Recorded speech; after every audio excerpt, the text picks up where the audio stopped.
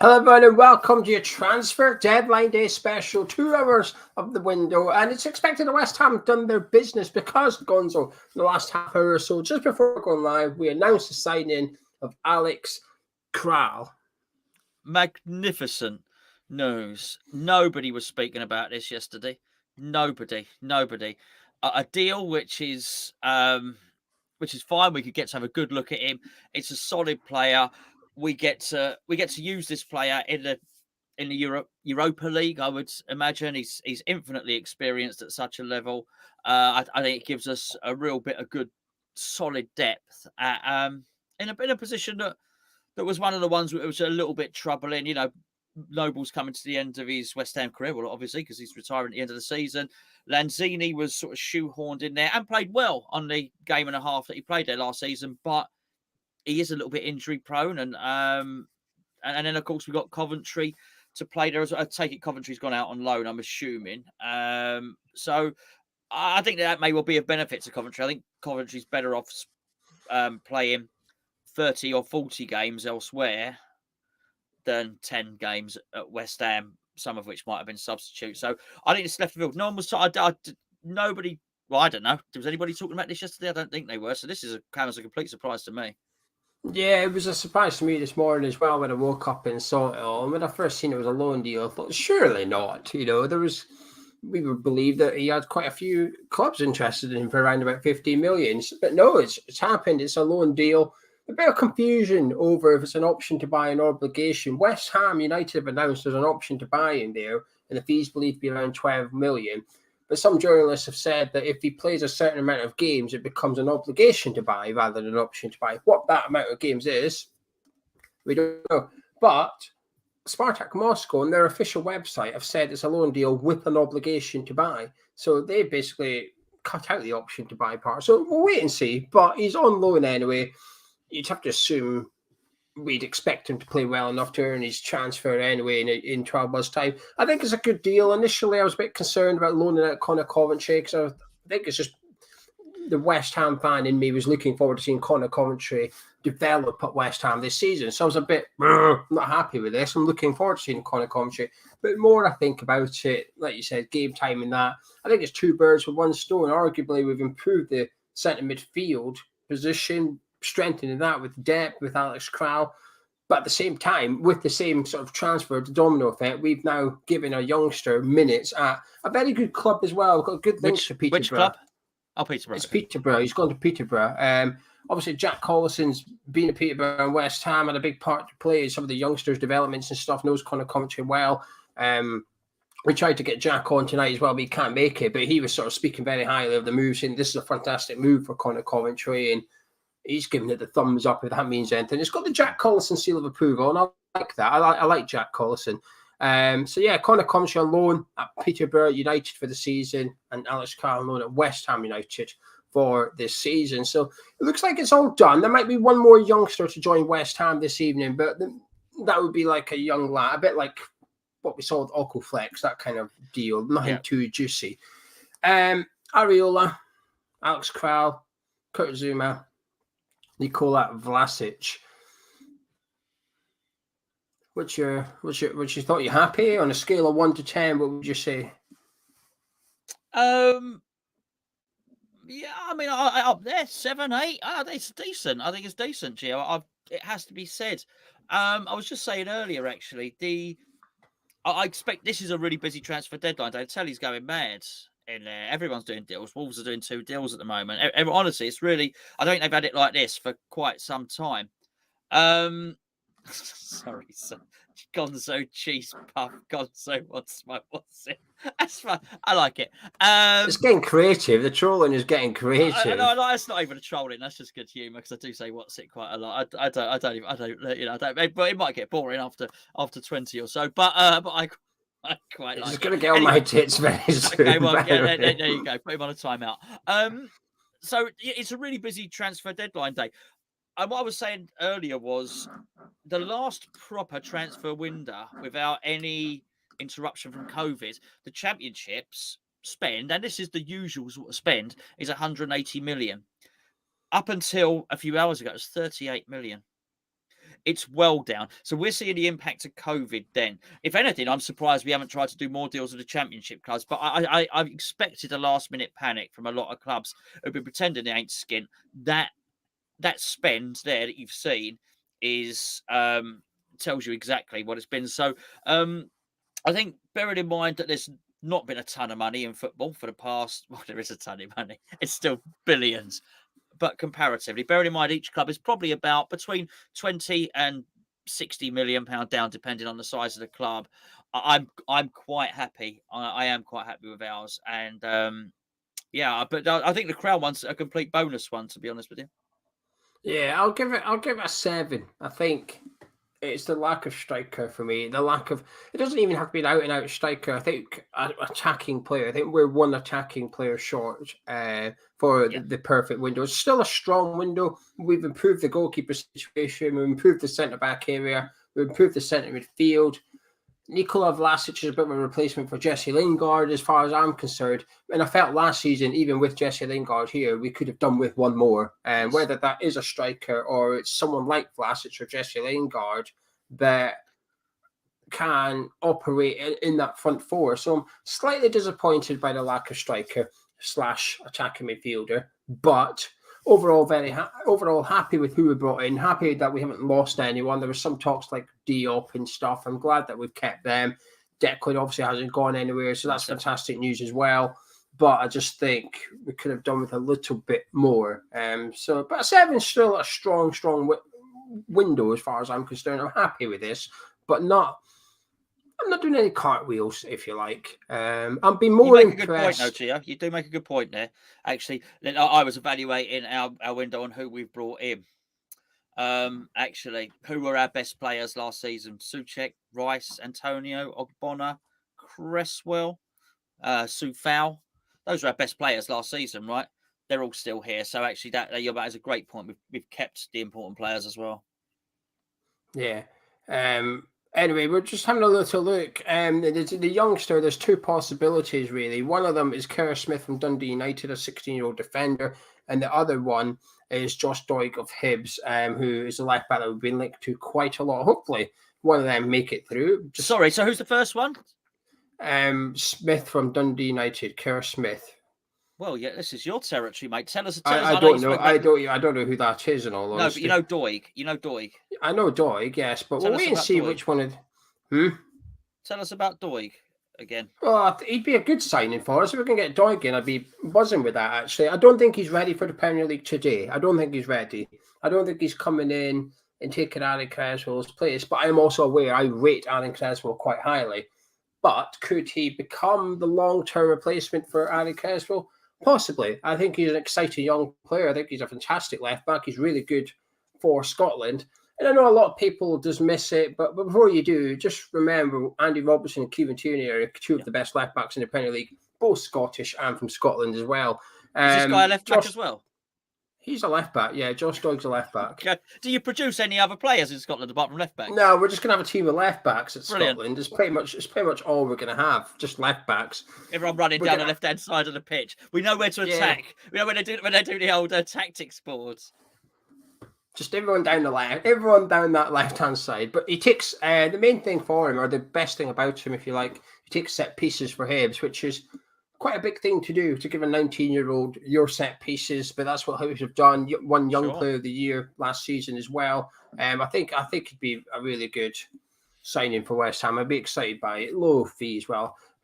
I'd like to see it loaned out, to be honest with you. But we don't really have an upcoming left back at West Ham. I know people say Longello, but do we really have faith in him coming through? I'm not sure we do anymore. He looked exciting a couple of years ago, but that's about it, really. So yeah, Josh Doig could be good. I like this. I think this is really good as well. And I was wondering the other day, actually, what the situation was with our British players and the number of homegrown players that we have to have within the squad. So I'm not saying this does that. So I guess probably Ben Johnson's a certain age now where he can be registered as a homegrown proper player. And obviously, but it's something we have to keep an eye on with Noble retiring and whatnot. So I just wonder if this sort of helps, or not even for the now, but for next season. We got just more British players in there, really. Yeah, well, all four of our signings don't fit into that homegrown quota. How old was Kurt Zuma when he rocked up at Chelsea? Not old and not young enough to qualify it. What I call it, not young enough to do a Fabregas, basically. Who qualified? He's not doing a Fabregas. No, he wasn't doing a Fabregas. No. We didn't No. bring him over as a toddler. But anyway, right, yeah, back to the transfer window, back to West Ham's transfer business. Like I said, I was happy with it. We've not lost anyone, which is important. I just think that lack of striker is going to frustrate us at times going forward, because I know Bowen can play up front. I know Vlasic can play up front, but they're not like Michail Antonio. The way Antonio is as a footballer is crucial to the way that we play football at times. So it's not so much a body up front. We can do that. We can have someone else up front, but it's a replacement for Michail Antonio. We just don't have one.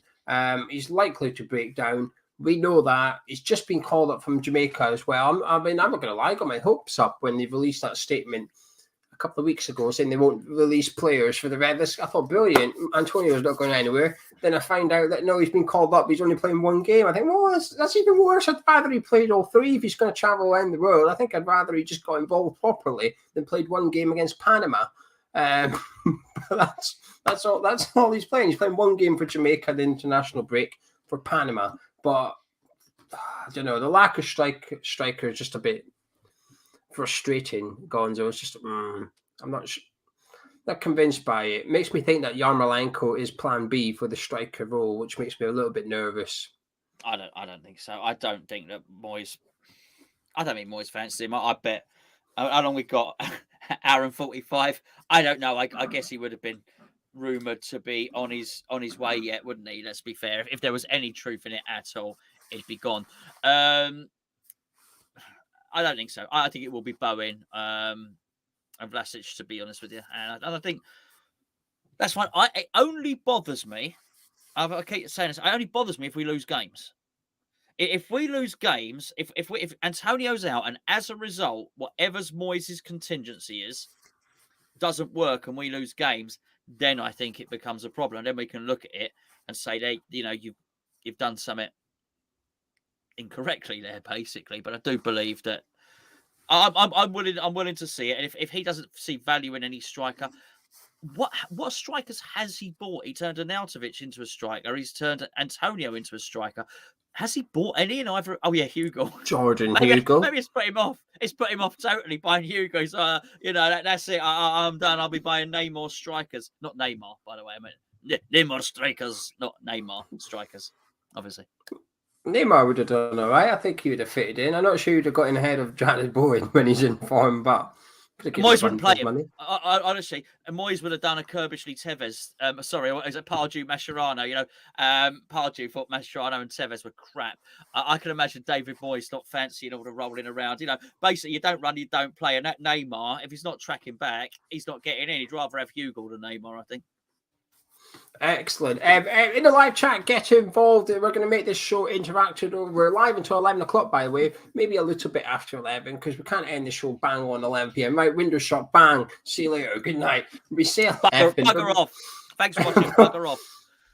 About 5 minutes. Be about 5 past 11, probably. But over the next 2 hours, we're going to be very interactive. So keep your comments in. Any question, you got comments, get your comments as well. Got a couple of guests lined up, some regular faces, a couple of people you've not seen on the show before as well. 1,400 people watching live, Gons. I think that's a record for us. I don't know. I think they're here for Neymar. I think they heard Neymar. They heard that. Doig. They've heard about Doig and Hugo. So they've turned up. Obviously, they're big draws. What they've been doing is something. I don't know. Maybe it's just all. Maybe Sky Sports News has crashed or something. Without Jim White, of course. You didn't go for the yellow today, Gia?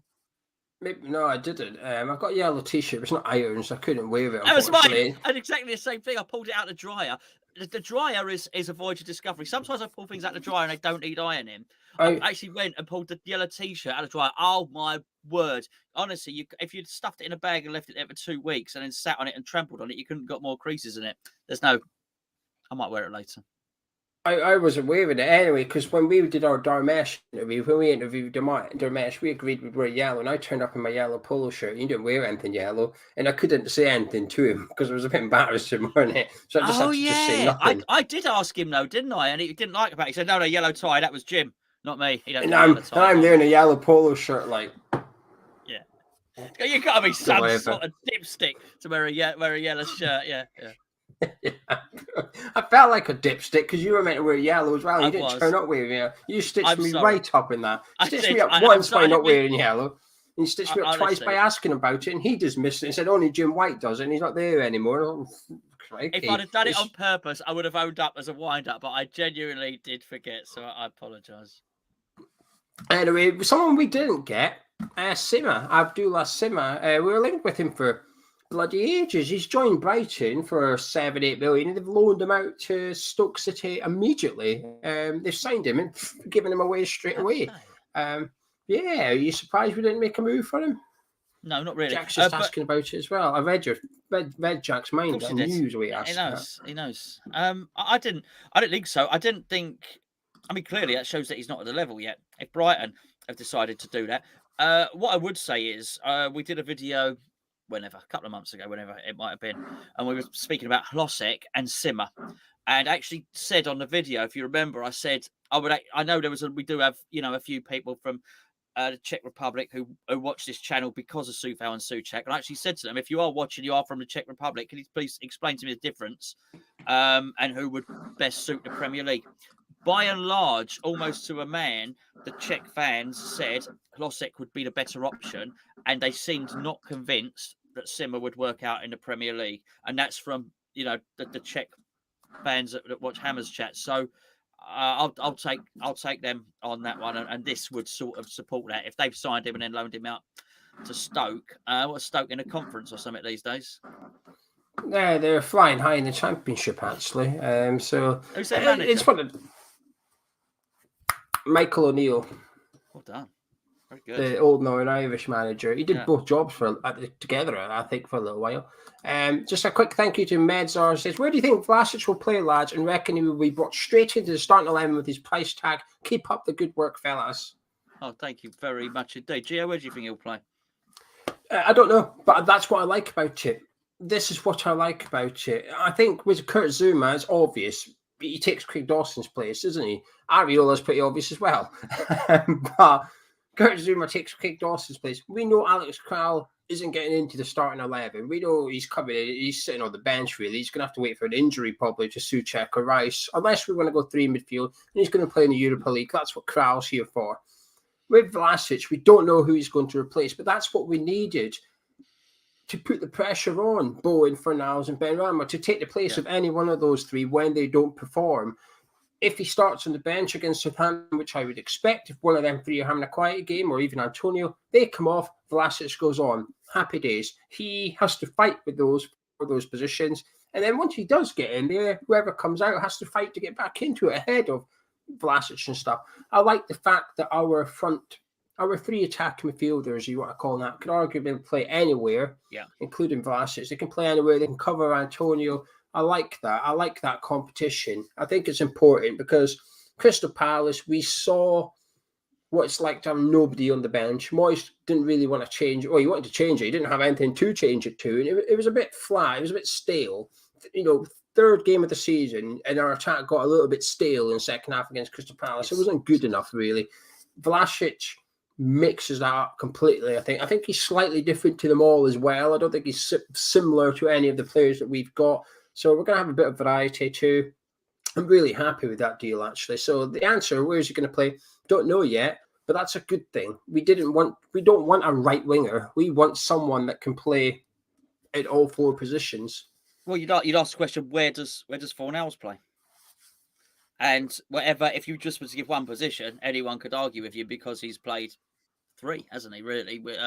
So, I mean, yeah, you make a great point there. The other thing to point out is that the Alex Kral transfer has liberated Lanzini now. Lanzini can now be used as another one of those attacking midfielders. So actually what you can do is you can play if you really wanted to, you can play Lanzini as the number 10, and then you move Benrahma wide left, or you know, whatever you move Fornals. So that again, it just increases the options. Big massive thank you to Farmer Chris there. Where's he gone? Moving up there, loving the coverage, guys. Do you think Occo Flex is in Moyes' mind as cover for Antonio? I think he's a little bit young at the moment, Chris. And let me just click on that. My goodness, I managed to do 2 clicks successfully. Adam, the architect, who looks like is that a bloodhound? Or a Deutsch hound. Anyway, he gets some biscuits, lads. Great way of doing, my opinion. Just need a striker. I think now all deals are done. We can now go aggressive and put a bid in for a player. Thank you very much indeed. What I did want to say, Gio, is the Crow one. What I tell you what I like about the Crow one is what's obvious. You've all seen the image there of him giving Soufal and Souček a cuddle. They're all calling them Czech lads. Sorry, checkmates. Czech lads. Check, please. They're all calling them checkmates. This is really, really great. We don't have to worry about him settling in. And a lot of these players, when they come over from overseas, not just them settling in, it's their family settling in as well. You know, you can move to a foreign country. It's no good if your kids and your wife feel lonely and isolated. It doesn't matter. Alex Král can come over. Immediately, they've got a little Czech community there. The missus has immediately got mates. Imagine if Alex Král's missus hates Thomas Souček's missus. That could be nasty. I'd imagine they're all great mates, and the kids can all get on with each other. I just think he comes in, he settles. It's not going to be a totally alien environment to him. So I think it's very, very clever that we got this little Czech contingent in the team. Yeah, I have to agree as well. I'm often a little bit wary about sort of cliques forming in teams, if you like, because not quite England international duty where you had your Man U lot and your Liverpool lot and your Arsenal lot. They'd almost refuse to mingle a little bit.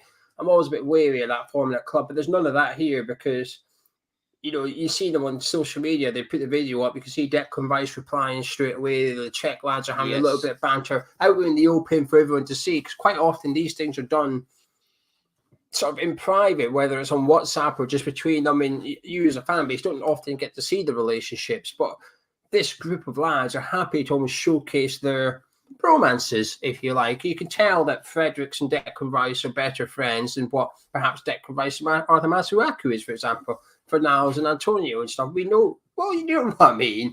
Declan Rice is very open that Fredericks is investment. There's not one. We start off a feud between Fredericks and Masuaku. Well, you just started that one with Alex Král, Thomas Souček's wife. It was a joke. It was a joke. I'm sure that all the Czech wives,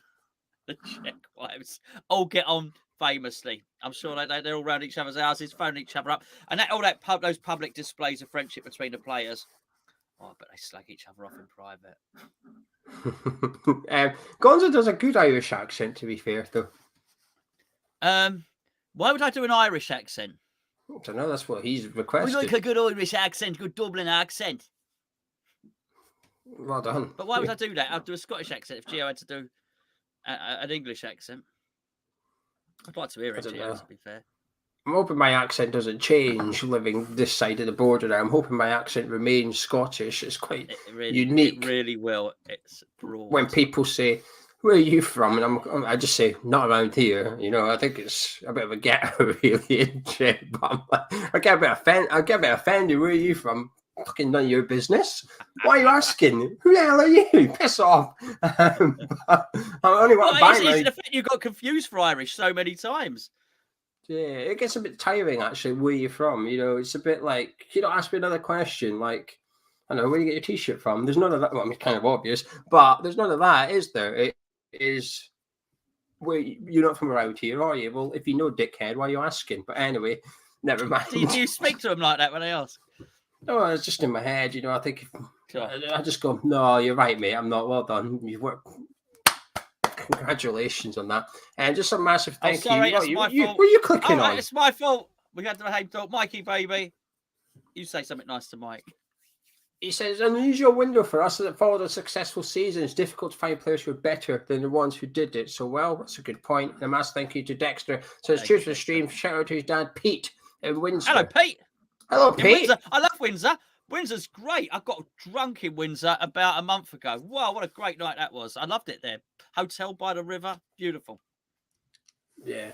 Anyway, right, the live chat. Nice to see everybody in the live chat. If you can drop a like on it while you're here as well, subscribe if you haven't already to the channel. I still can't believe we've got 1,500 people watching.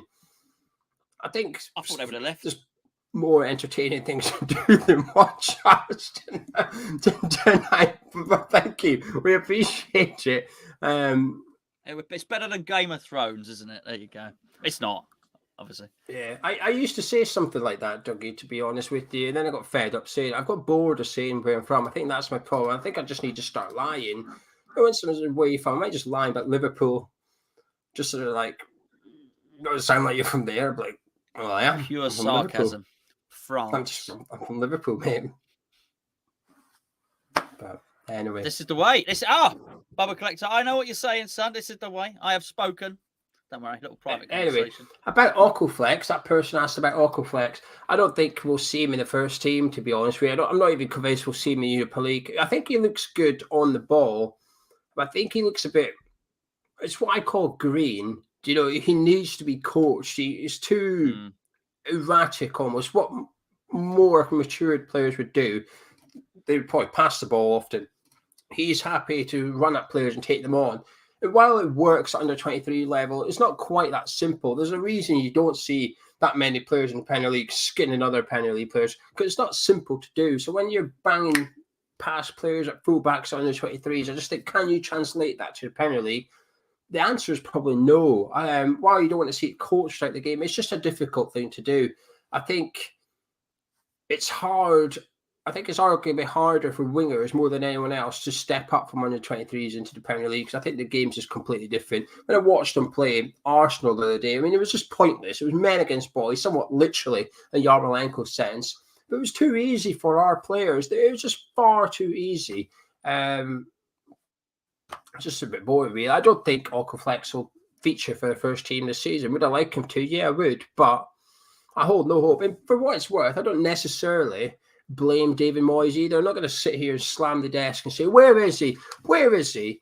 Because it's a bit different to the Mipo or the Becco thing. With all the Becco, we only had two strikers and he was one of the two.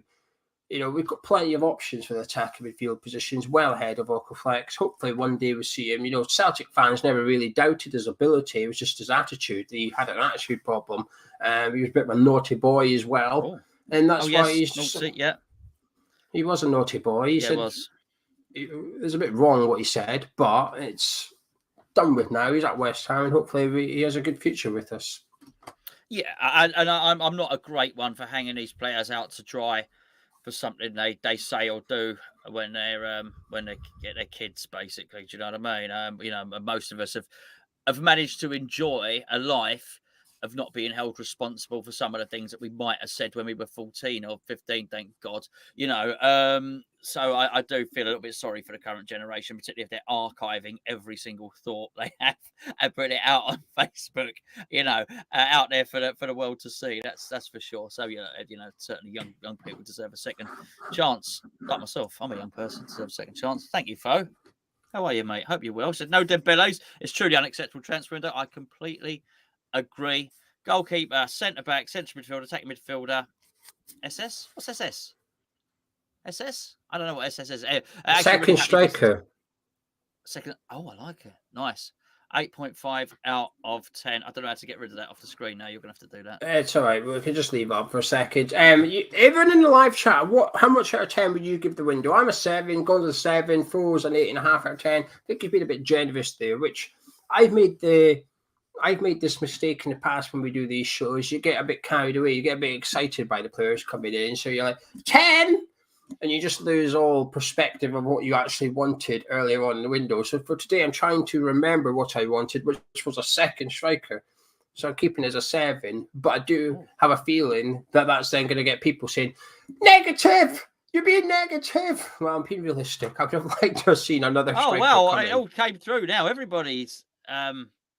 Yeah, so 1,500 people. If they all participated in this, we'd be in trouble. So they'd crash. They'd crash it. Our poor computers are not. We're not set up to be proper YouTubers, to be perfectly honest with you.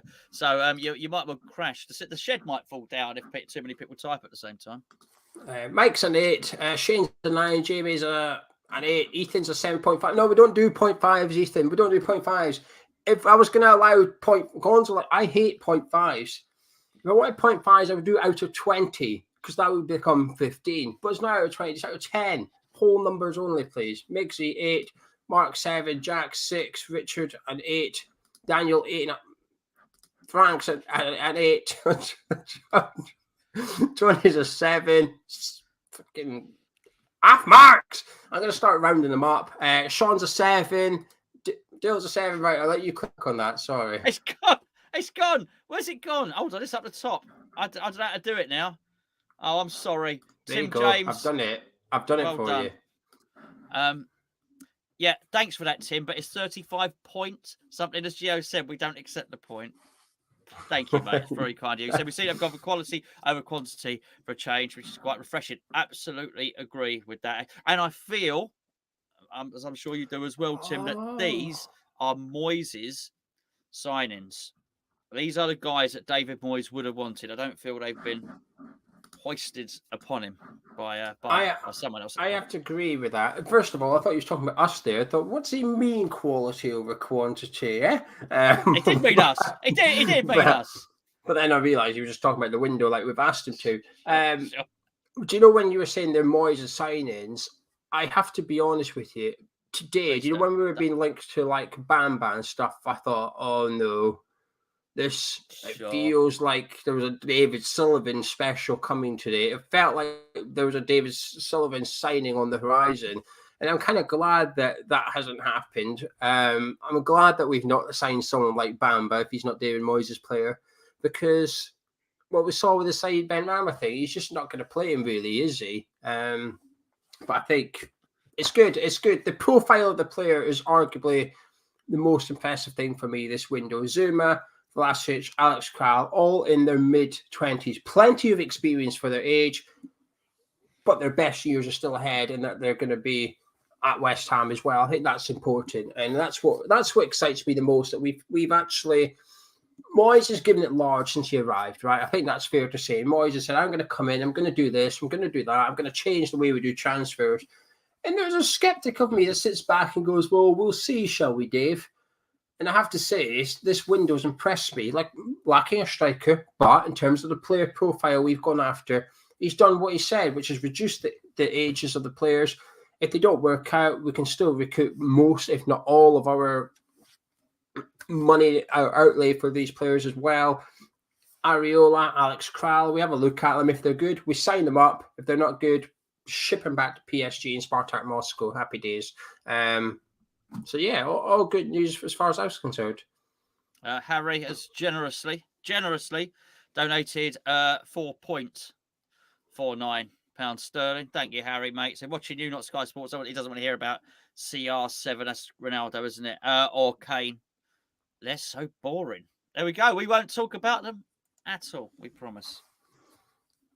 To be fair, it is a bit boring, isn't it? You know, Man United announced Ronaldo about 3 times, and then Sky Sports have just constantly gone on and on and on about him. I hope he's shit. I hope he's crap at Man United. I really do, because I would just upset everybody, and it would make me happy. I think it's also because I prefer Messi, so... iTube keeps asking us for a jingle. We don't have a jingle. We should have a jingle. A Hammers Chat jingle. I'd like a Hammers Chat jingle, actually. We don't have one.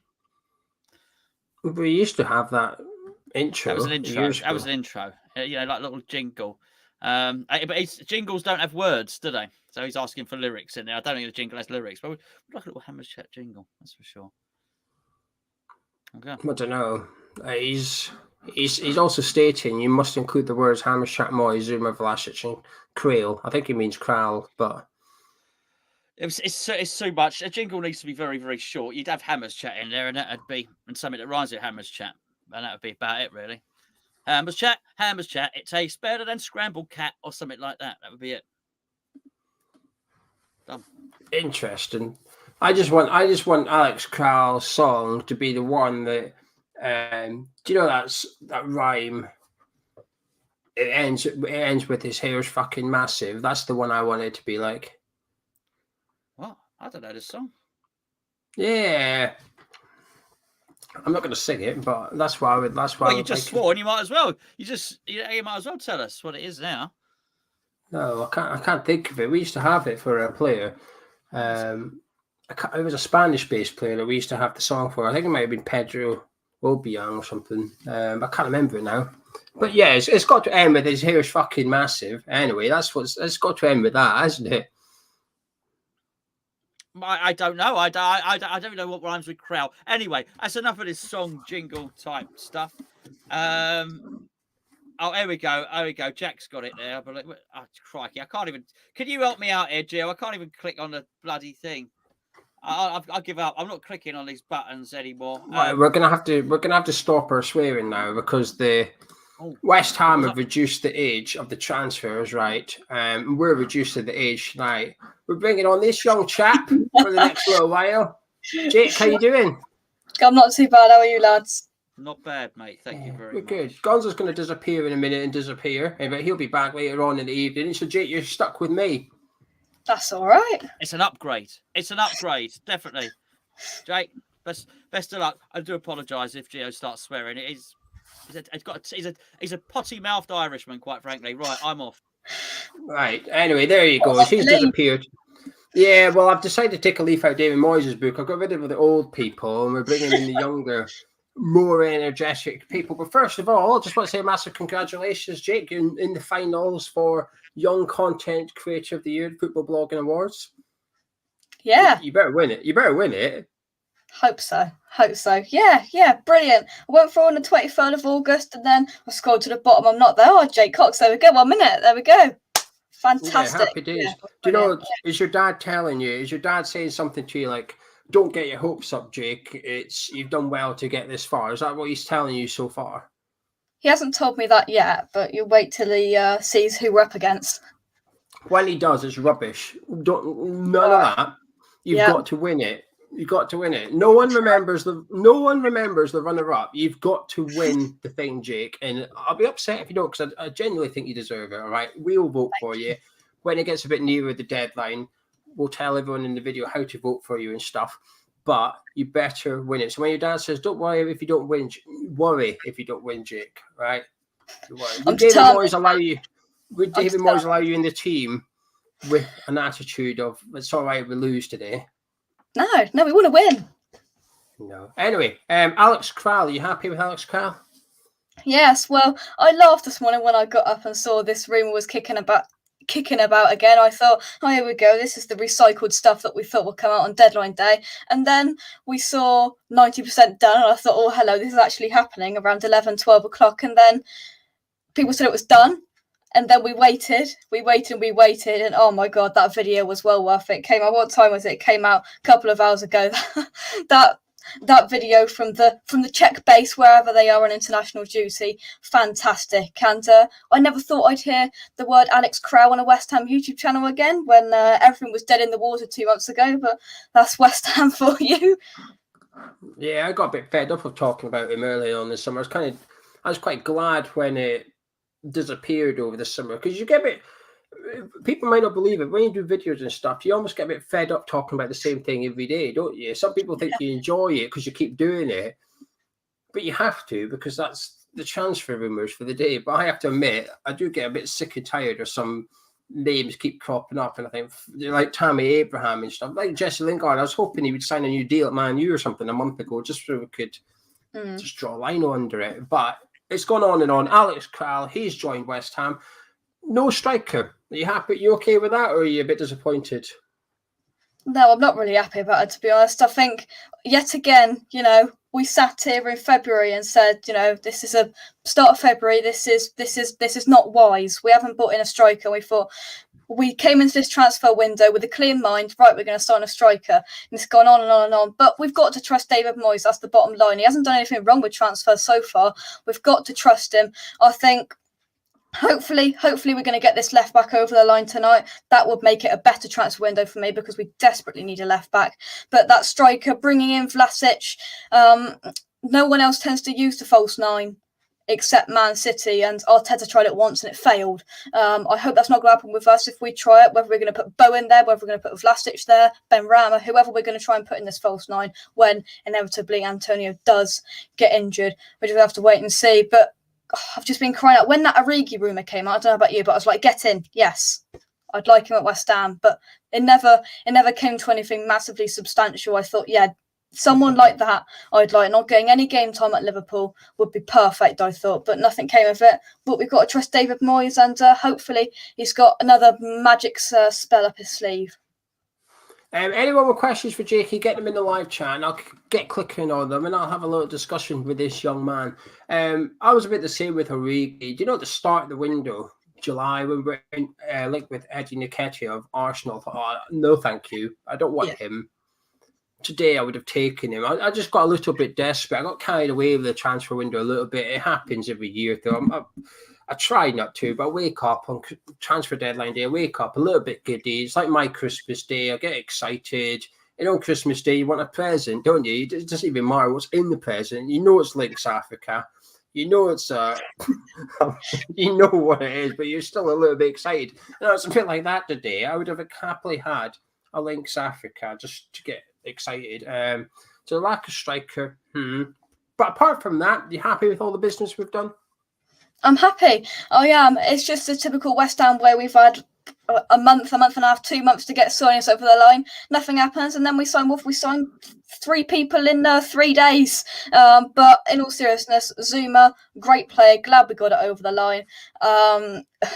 That whole Milenkovic thing really did annoy West Ham fans. You can tell that. But Zumi's he's a Premier League proven centre back, and he's definitely gonna just slot in for that Southampton away game when we come back. Dawson will come out. I love Dawson, but Dawson will come out and he will go in there. Areola will come in for Fabianski. Fabianski was iffy against Palace, I thought, and I was sat 60 foot away up in the top tier, and even I could see it. But Vlasic, I can't lie, I never heard of the geezer before 2 days ago, but if Moyes wants him, happy days. And Alex Crow, I just laughed. I laughed and went, oh, here we go. Brilliant. It's come back to life, the rumour, and we've signed him. So, yeah, I'm relatively happy. Matthew, the sprinkle of context. Tottenham played Son up front when Kane's out, but Richarlison plays up top when Dominic Calvert-Lewin is out. It's normal practice. Irish Tommy, do you think we need a left-back or a striker more? This is the question. When you look at it, we've got Aaron Cresswell as the left-back and we've got Antonio as the striker. I'll probably go a striker more because I've never seen a proven Premier League striker, goal-scoring striker, sign for West Ham United from what I can remember. I just like a Divock Origi, a striker like that. We're in desperate need of a left-back, but I'd take a striker over a left-back, I think, just about. Yeah, I completely agree. Foles winding you up, or he's teeing you up. What's your thoughts on Craig Dawson? I absolutely love the man. Love the man. What he did last season was incredible, and I know, Gio. I know he hasn't been great this season. He hasn't, but I still love him for proving everybody wrong last year. And what a man! I'm not his biggest fan. I've never been his biggest fan. I find him very limited, but I appreciate that your adoration for Craig Dawson. We all like an average footballer. I've spent the last 15, 20 years admiring Mark Noble, insisting that he is better than Xavi and Iniesta. But Dawson, listen, when he first broke into the team last season, he was a lot better than I expected. But that's because I expected him to be rubbish. And he was. And it felt really... He was really good, okay? But towards the end of the season, Jake, I thought he was not very good. So far this season, 3 games, I think he's had 1 good one, 2 rubbishy ones. But for £2 million, he's a squad player. And it's not necessarily his fault that he's been playing week in, week out. We've now got Zuma in. And as a squad player, I think I'm okay with Craig Dawson doing that role. Someone's got to do it, haven't they? I'm okay with him. I'm okay. I thought he dug us out of a hole slightly when whoever got injured for that Southampton away game, he came in and just consolidated himself there and almost took a lot of worries off David Moyes' mind. And but yeah, Zuma comes in now every day of the week. Sebastian, no, Antonio won't have to quarantine. He's been called up for Jamaica, but he's only going to play in one game against Panama. So to allow him to come back in and not have to quarantine, which is good news, I guess. Lewis, no, we've not got anyone on loan. We've got Alex Kral on loan in Areola, but that doesn't matter. We can still loan 2 players from domestic. Jack saying your class. I don't think he's talking about me. I think I've lost my youth these days, so I'm going to assume Jack's talking about you. He says your class. Thank you very much, Jack. Jake, do you think this is enough ambition to keep Declan Rice happy?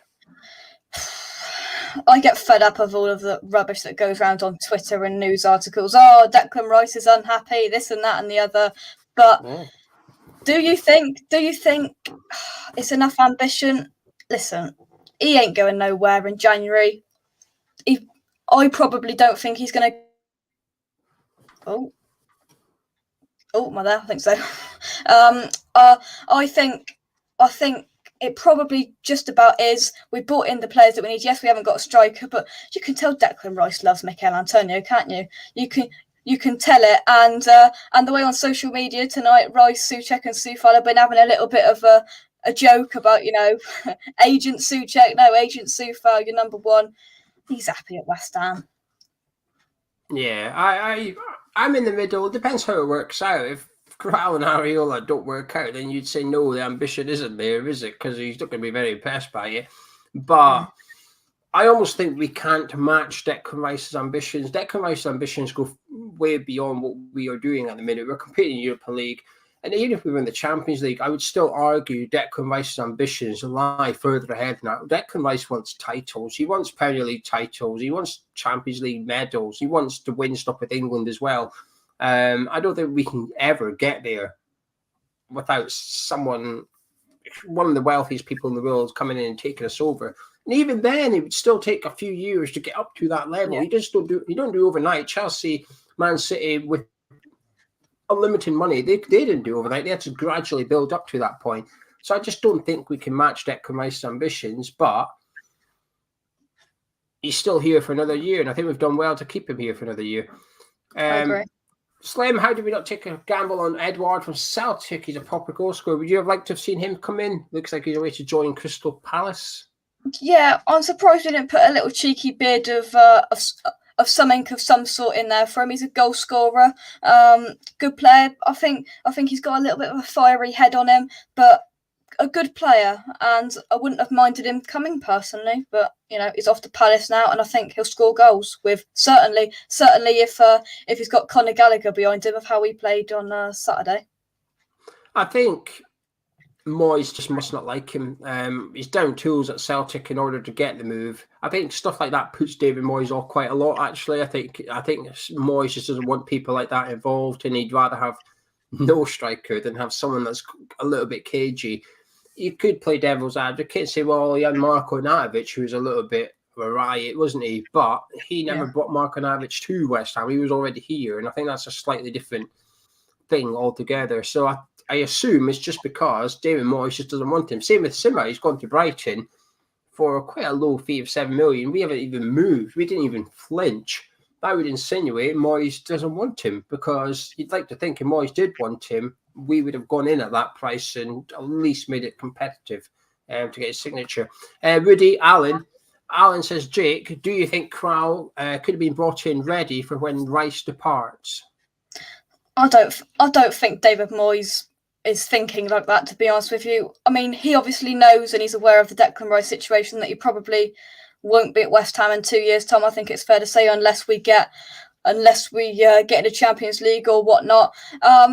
I don't think so. I could see us go to a midfield three with those three. I think that could be really good at times. Maybe that could be experimented. But I don't think David Moyes would have been that negative to think, should we bring this player in just in case Declan Rice goes next year?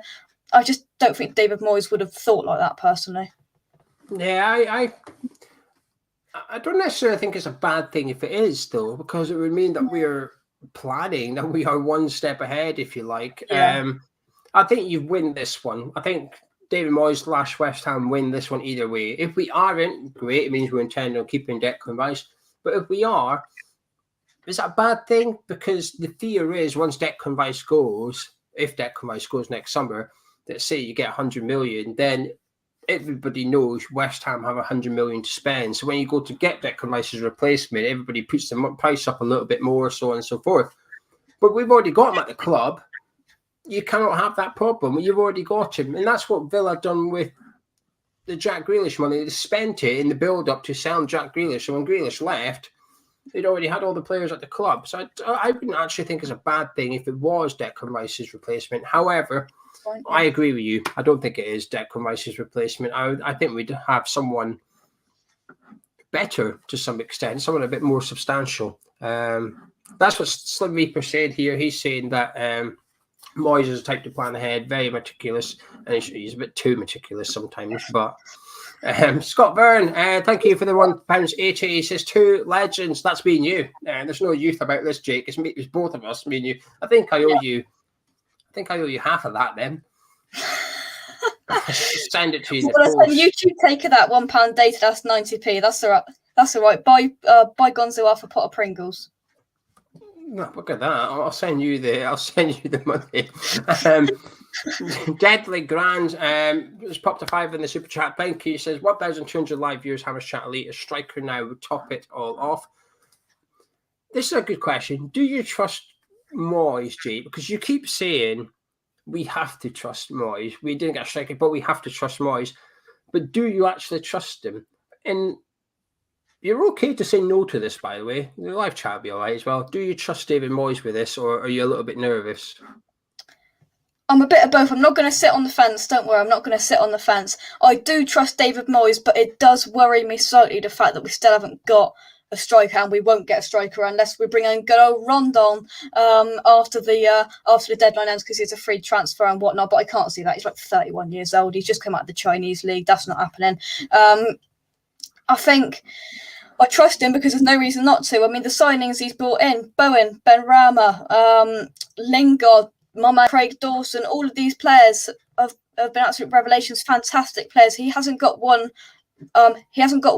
signing wrong in his second spell back at West Ham. But it does worry me, I can't lie, it does worry me about the lack of no striker. And well, hopefully we're going to bring in Josh Doig. I'd like that's happen in the next hour or so.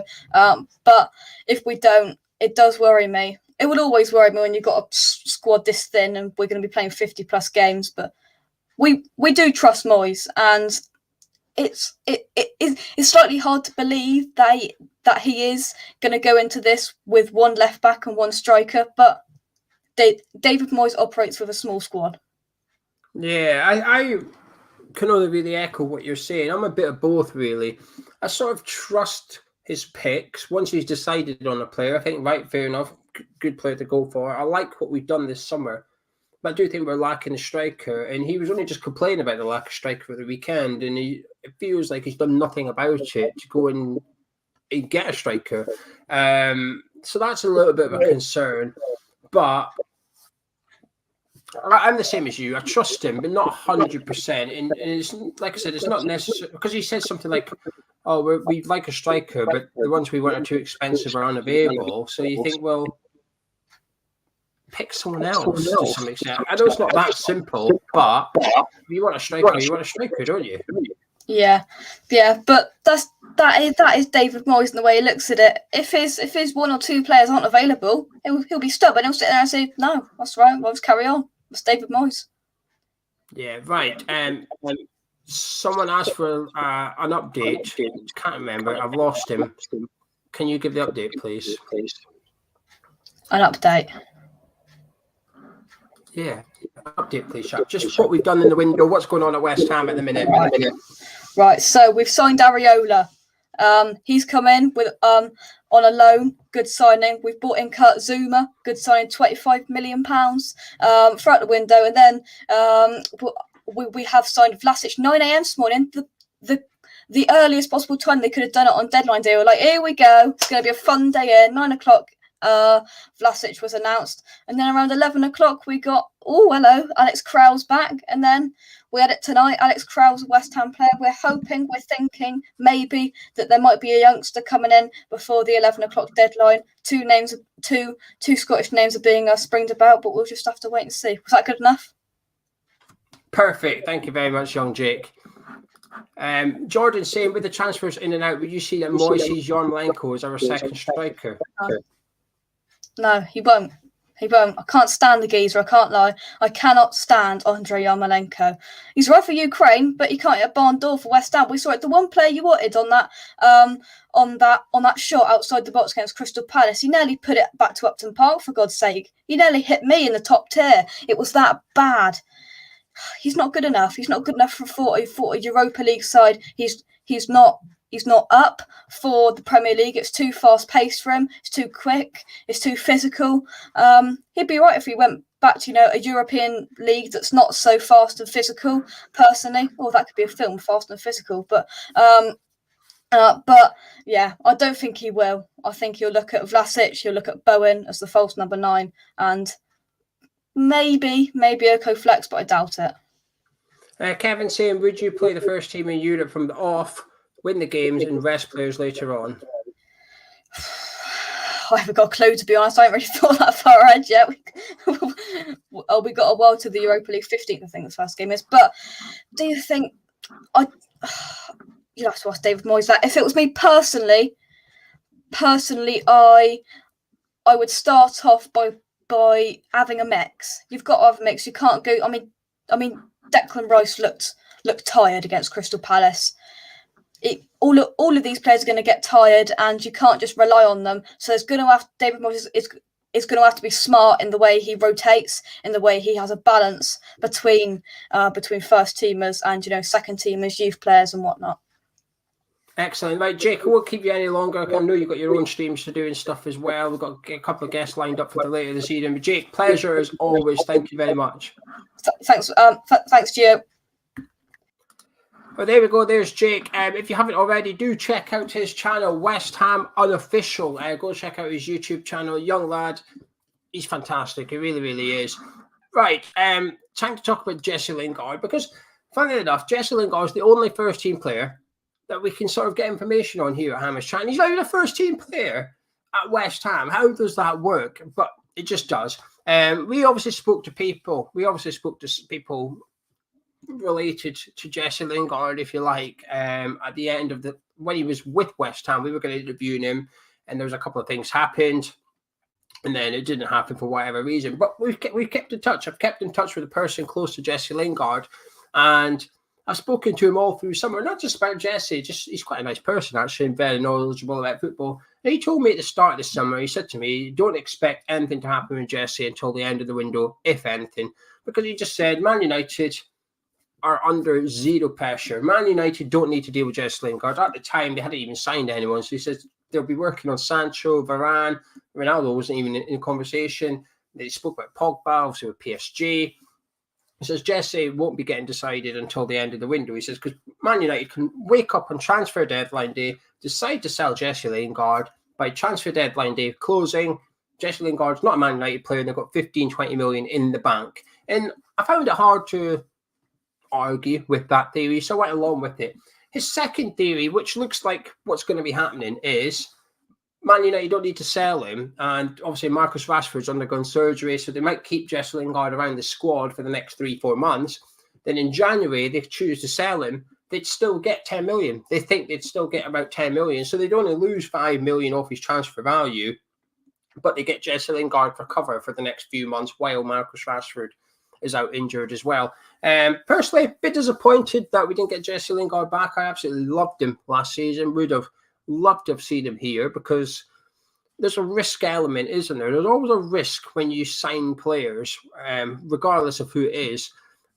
Areola, Kral, Vlasic, Zuma, they all have their own risks attached to them, and it's about minimising those risks. I think Kurt Zuma probably comes with the least risk out of those summer signings so far we've made. I think Jesse Lingard would have carried a very, very small risk for West Ham United. Yes, the transfer fee would have been quite substantial for a player of his age, but we saw what he can do last season at West Ham. We know he fits into the sort of the culture that David Moyes has created at West Ham United. But while obviously Jesse won't be joining this window, I haven't given up hope of seeing him in a claret and blue shirt again, ever. I wouldn't be surprised if he goes somewhere in January. I would not be surprised if Lingard joins someone in January. And I'm hoping it is West Ham, obviously pending seeing how we get on for the first few months of the season. But all going well, I would like to see Jesse back at West Ham. But anyway, that's what I know about Lingard. He was never going to hand in a transfer request or anything like that. He's a Man United player. He loves Man United. He's a Man United fan. He's been there 21 years. He was never going to cause aggro. So I think he's just left it up to Man United to decide for him. And Man United almost just didn't decide for him, if that makes sense. It just sort of left him in limbo a little bit. But as far as I got told, Sullivan was sort of, I think the quote was something along the lines of left on a piece of string by Man U. Basically, Man United just wouldn't deal with Sullivan, not because they didn't want to, just because they didn't want to deal with Jesse Lingard. And it's sort of like, well, time has run out now, isn't it? So it looks like he'll remain at West Ham. He'll remain at Man U, but I still hope to see him at West Ham in future. Now we're going to get our second guest on this evening. We've got our old favourite of ours, Tommy. Tommy, how you doing? Very well, Gio. Thanks for having me on. No worries. What are you thinking about the window? A little mixed on the window. The players we have signed, I like. Areola is a really, really great keeper. I think it's only a matter of time before he takes that shirt from Fabianski. I think it's inevitable. And he's a great keeper. We've already had a season looking at him in the Premier League. He was top class. Everybody was impressed with him, despite the fact he was in a team that were at the foot of the table almost the entire season. So I thought that was a really good bit of business. And I really hope we do get him signed on a permanent at the end of the season. I feel like there's a but coming here. No. As regards Areola, that's it. Very, very happy. Same with Vlasic. I think Vlasic happened as soon as David Moyes realised, okay, Jesse Lingard isn't happening in this window. I think he would have gone to Sullivan and say, look, Lingard ain't going to happen. Go get Vlasic. He's the backup plan. And I'm very happy with that too, frankly, because I think, like you, we may end up with both of them in the long run. So if Moyes is willing to play the long game and wait till January or potentially even the end of this season before he goes and grabs Jesse Lingard and brings him back to West Ham, and we get Vlasic as well, it's win-win really for West Ham. So I'm very happy with that signing. I was really impressed with Vlasic in the Euros, actually. He looks a really good player, and it'll be interesting to see how this pans out. I already spoke about, Areola, I think, will take the shirt from Fabianski. It'll be interesting to see if Vlasic takes somebody's shirt. We know he maybe wasn't massively keen on Benrahma. Benrahma wasn't really a Moyes signing, but this season it looks like Benrahma has just started to change David Moyes' mind and started to prove himself to David Moyes. But now we know Vlasic is a Moyes signing, and if Moyes really, really rates him, which he must if he was his backup plan for Lingard, then you wonder if this puts a little bit of pressure on someone like Benrahma again to say, if you're not really, really doing this week in, week out, I will bring Vlasic in like that. So it'll be an interesting dynamic in those kind of attacking midfield three, because there's no way he's dropping Fornals. So, you suspect Benrahma could be under a bit of pressure there to keep performing. So very happy with the Vlasic signing. Král, he's okay. I'm not that hot on Král. I think he's an okay player. I think really he's there really to pad the squad. I think he will be on the bench. And I think he only really gets in if we need to rest or replace Rice or Souček. He'll play him, I think, in Carabao Cup, FA Cup. He may get a little run in Europa League. Say if our first 4 games go really well, we win our first 4 games, we're clearly going to qualify from the group. The last 2 games are a little bit of dead rubber. Then we probably see him, or if obviously there's an injury or suspension to either one. So I think Král is an okay signing. I'm glad to see that signing because I do think we needed someone in that position just in case. So I'm happy with the signings we've got. I just think we need a little more. I think positionally, I agree with you, Gio. I think, if Cresswell goes down, we're in a bit of bother, because our backup plan there really is Ben Johnson. And while he's done okay there, he hasn't really convinced, and he's still a bit green. I can't remember the name of that left back we were linked to earlier in the day. I think there's been cold water poured on that since. The Argentinian left back, I can't pronounce his name. Tagliafico. Yes, I was a little excited when I saw that, because I thought, okay, this is definitely a position I want to see us strengthen. So I think that's dead in the water, and I don't think there's anything happening with that, as far as I'm aware, unless I've missed something this evening because I've been busy. But I still would like to see a left back come in, and I really still think we need to try and get a striker in, even if it's on loan, just some kind of cover if Antonio goes down.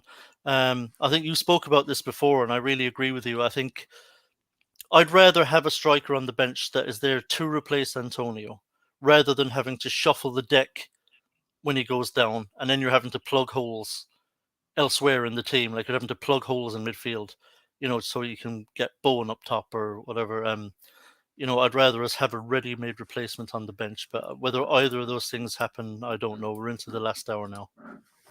Ian's got a question for you. It says, Tommy, based on signings and taking extra Europa/Cup games into consideration, what do you estimate our Europa and Premier League positions to be by the time we get to the January transfer window? Premier League-wise, I think we'll be healthy. I think we'll have another good league campaign. I think we'll be top 10 in January.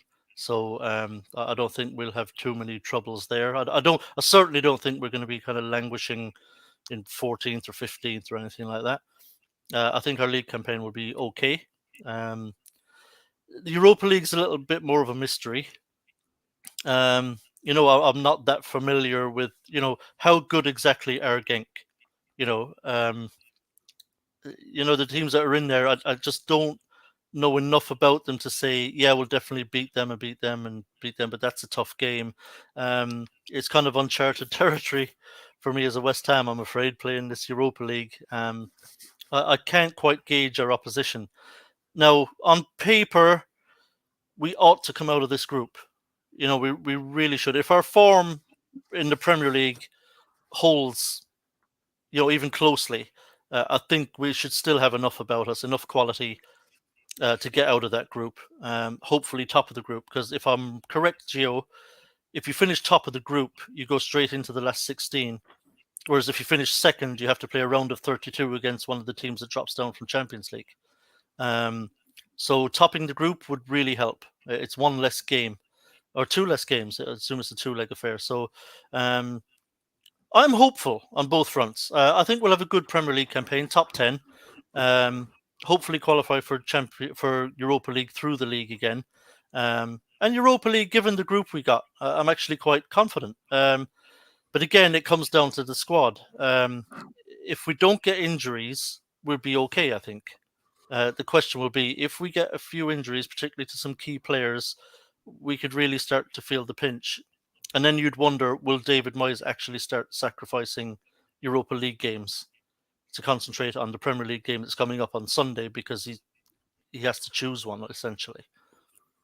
Yeah, I'm hoping that Cusbury will be clear relegation, that won't be a dilemma as such. And if it is a dilemma as such, he prioritises European games, actually.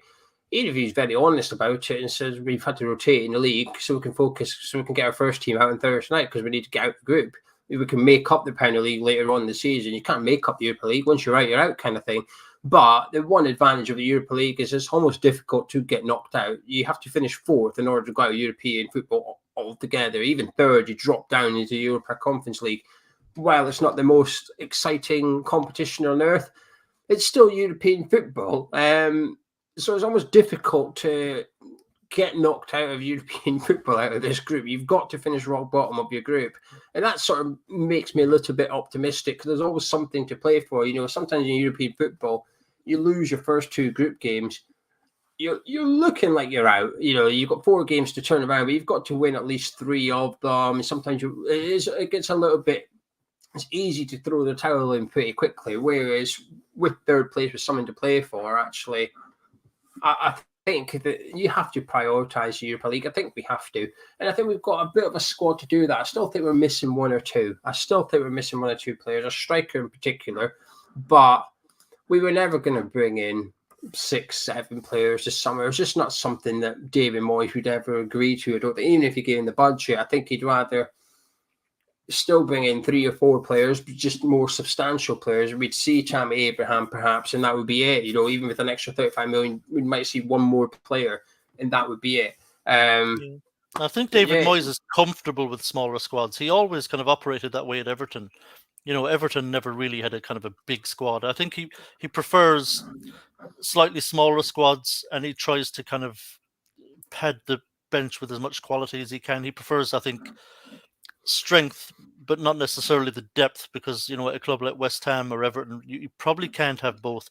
We can't keep players happy. Really, quality players are never going to be happy sitting on the bench at West Ham, whereas you might be able to get them to stay happy sitting on your bench at Man United. But we can't really do that, and I think David's aware of that and just understands that we've got to get the best quality we can for the bench, and then try to make the first team as strong as possible in that starting 11. Sebastian says, if we had this squad last season, we would have been top 4. Do you agree?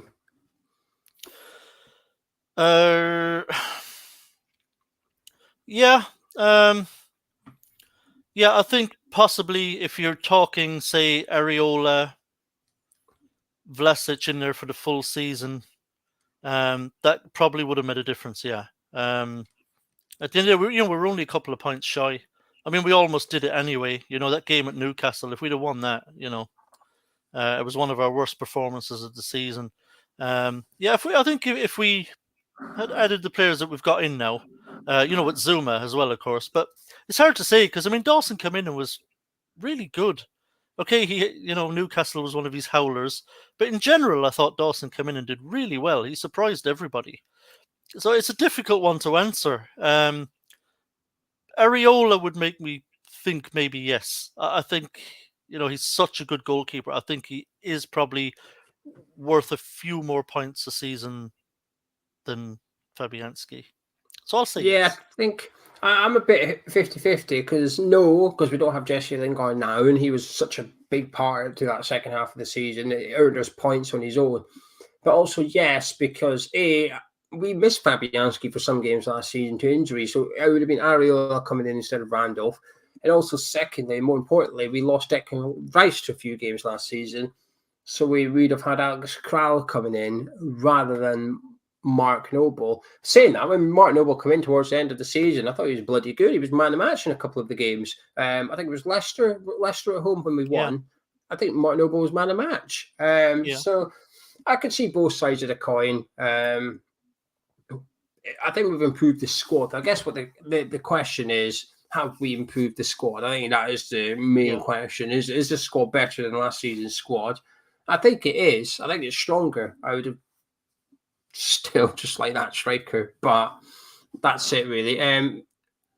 Frank makes a good point, which is why do teams push up table to qualify for the European Champions League? Why wouldn't you then prioritise Europa League? And I have to agree with that argument. Why break your back getting into European football to turn your back on European football once you're there?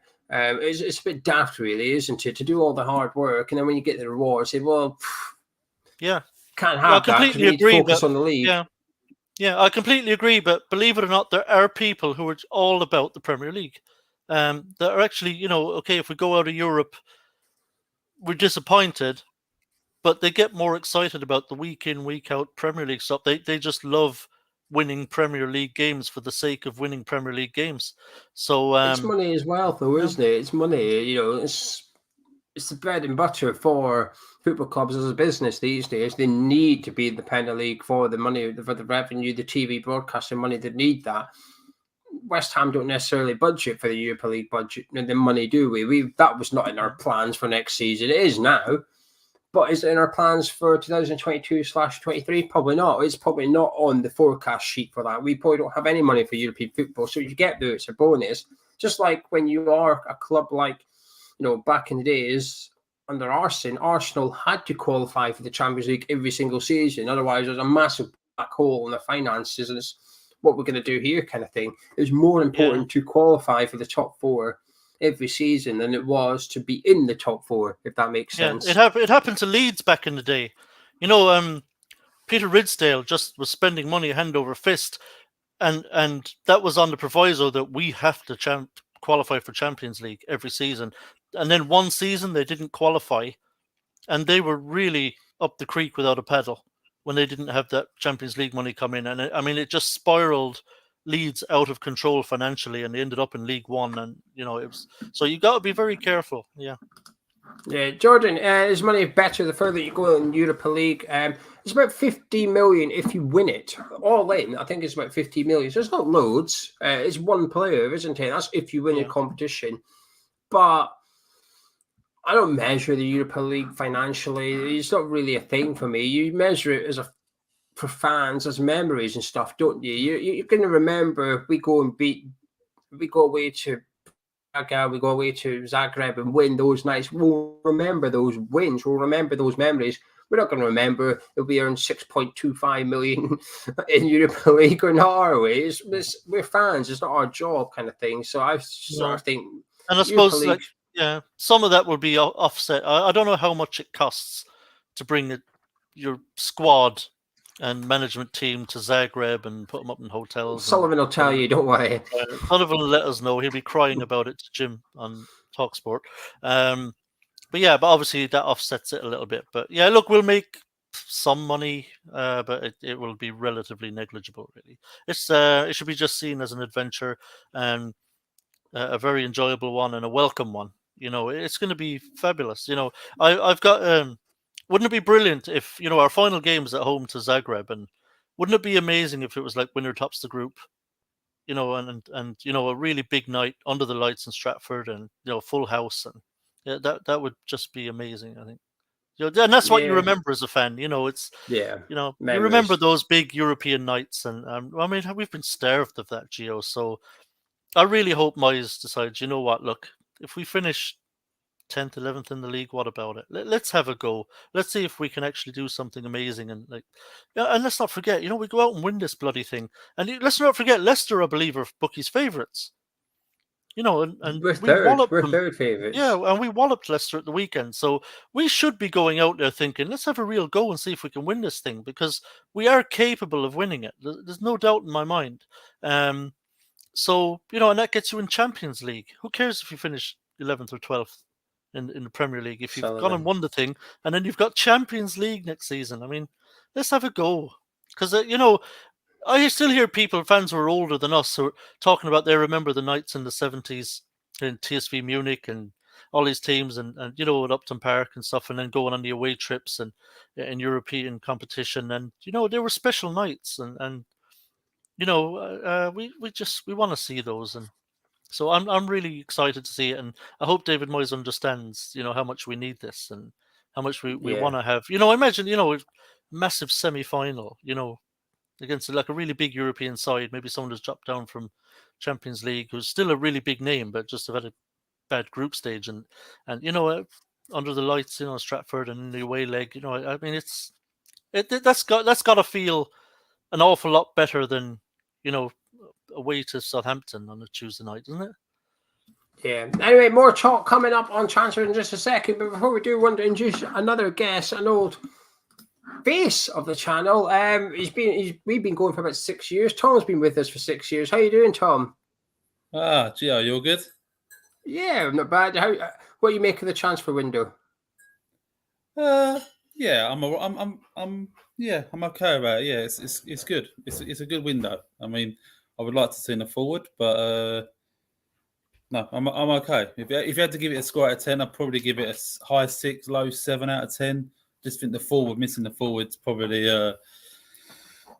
one of the things. But obviously Moyes is okay with that, So we've all got to be cool with it, and I think he's got covering that position probably with Bowen and that. So. Happy days. Tommy, what did you give out of 10? I don't think I pushed you for a little rating. It's a barometer to work out what you're saying. What are you giving it? I'm going 7. I think it's solid. I think the players we got in are good players. So I'm happy with those signings. Yeah. Like I say, I'd give it a higher mark if we'd maybe filled a couple of more positions. Maybe got, whether it's loans or just to help us out. A left back, striker. I would have given it a much higher rating, but it's a solid 7. I think. The players that have come in, good players. Yeah, still waiting to find out if this youngster does indeed join before the transfer deadline shuts. Apparently, it's not Josh Doig, the left back from Hibs. Apparently, it's not him, but it is a youngster from Scotland. So it's probably looking like it's Smith from Dundee United. But we'll wait and see if that happens. Also, Alexander Silva looks set to be leaving West Ham today as well. Nottingham Forest looks like the most likely destination for him. It was that Greek club he was on loan at, but it seems that Nottingham Forest are close to signing Alexander Silva for around about £200,000. Not too much money for Alexander Silva, but it is what it is, kind of thing. Tom, you Alex Crowley, impressed by him? Yeah, I mean, to be honest, he didn't set the Euros alight, did he? We was all a bit, but I've heard good things about him, and obviously it's going to fit right in with the Czech lads, isn't it, Gio? So no, yeah, it's going to be a good signing. Now we definitely were short for cover there, weren't we? So no, it's a great signing. I think he's going to do well. I can't help but think he does look a bit like Sideshow Bob, though, doesn't he? There's resemblances. It's just the hair, isn't it? Yeah, no. No, he does. No, it's a good signing, Joe. It's a good signing. Jonathan Bamba, some people are saying people are still chatting about Bamba potentially coming in, although that looks extremely unlikely at the minute. I have to admit, I don't know too much about him. He's one of those names I've heard of, but I can't say I've ever watched him play football, kind of thing. You get a lot of that in football, don't you? Bamba's one of those players that know of, never watched him play football. I'd take him purely on the basis that, if Moyes wanted him and he's a striker who can sit on the bench, then fine, take him, But yeah, like you, Gio, I'm terrible about players from outside these shores, shall we say. I've got no clue about players in Europe unless they're like really well known, like Champions League players or something like that. But so I've no idea about this guy. But it's getting a bit late in the day, so it's. I feel like we'd know a little bit more than we do if it was close, if it was going to get done tonight. They'd be on Sky Sports already talking about, he's signing or there's a medical being sorted or something, or, very close to signing, deal's almost there or something. But I don't think we're getting any of that, so. Yeah, 40 minutes to go until the transfer window has closed until January. Tom, one player we aren't signing is Jesse Lingard. Are you disappointed to not see him return to West Ham? Or is the signing of Nikola Vlasic sort of made you not too fussed about missing out on Jesse?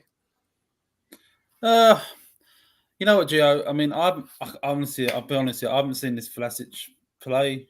Obviously he plays in that position that Lingard plays, so it's good that we've got him in, and Lingard hasn't materialised. I thought he'd done well last season for us, and I think I don't know the full facts if it's Lingard doesn't want to come or if he wants to stay at Man United, but I think we could have still done him there. I mean, the only reason I wouldn't want Lingard back myself was to do with the fact that last season he was dropping Ben Rama, but I don't think that would have happened if he would have come back because we are short, and we've got extra sort of 10 games this season, so we could have done with him. 100% we could have done with him, but yeah, I mean, it's one of them ones, isn't it? I don't know his understanding for staying at Man United. Have they priced themselves out of it? It's a bit one of them ones. I heard that we were trying to get him to sign another year deal. We're going to trying to get him on loan, and I think that would have worked for all parties. But for whatever reason, it didn't materialise.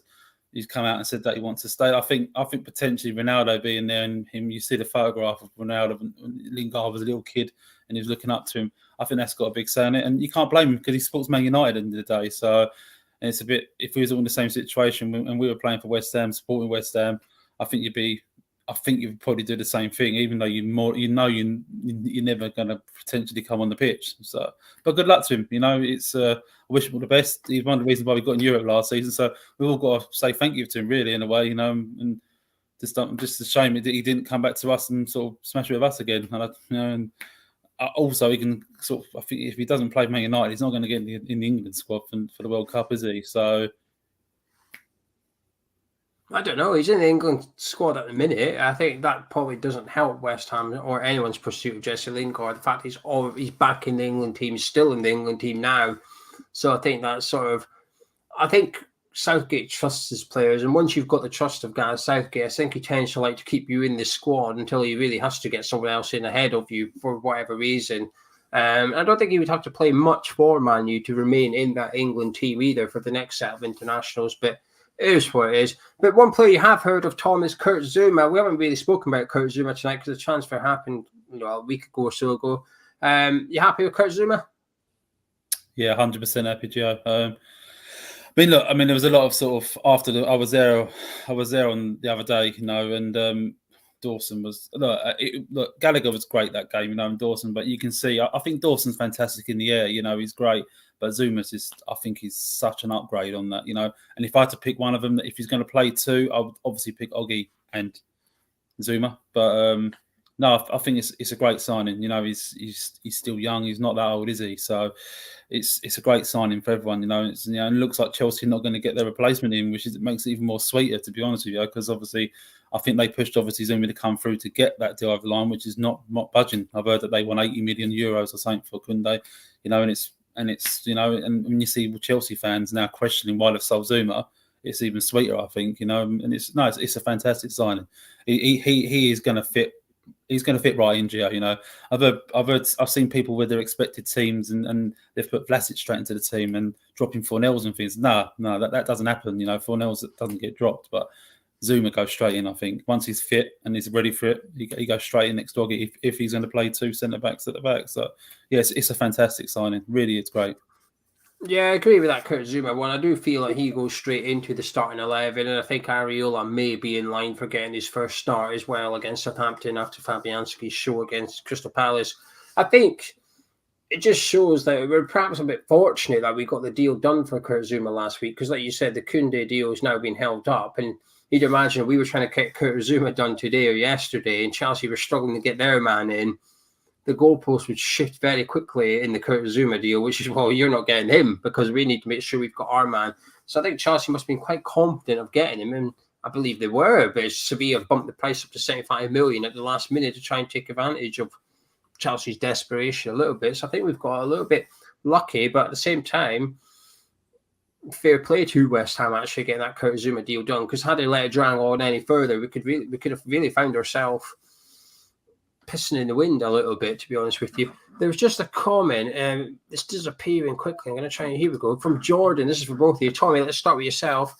Jordan says, this definitely feels like Moyes' first proper window. Can't wait for the next few months of football. Do you agree with the initial part of that statement? Is this David Moyes' first proper window at West Ham United? Yeah, I think it is. But both times he's kind of taken over, he's come in January. Obviously, didn't have much time to get much done. Last summer was so disrupted. It was a very difficult transfer window for everyone, and football was kind of, especially football finance, was kind of up in the air, and teams were a bit more cagey about moving players around, and or a bit more cagey about spending money as well. But things have settled down this summer. This is kind of the first full normal summer transfer window that David Moyes has, and he's had a run up to it.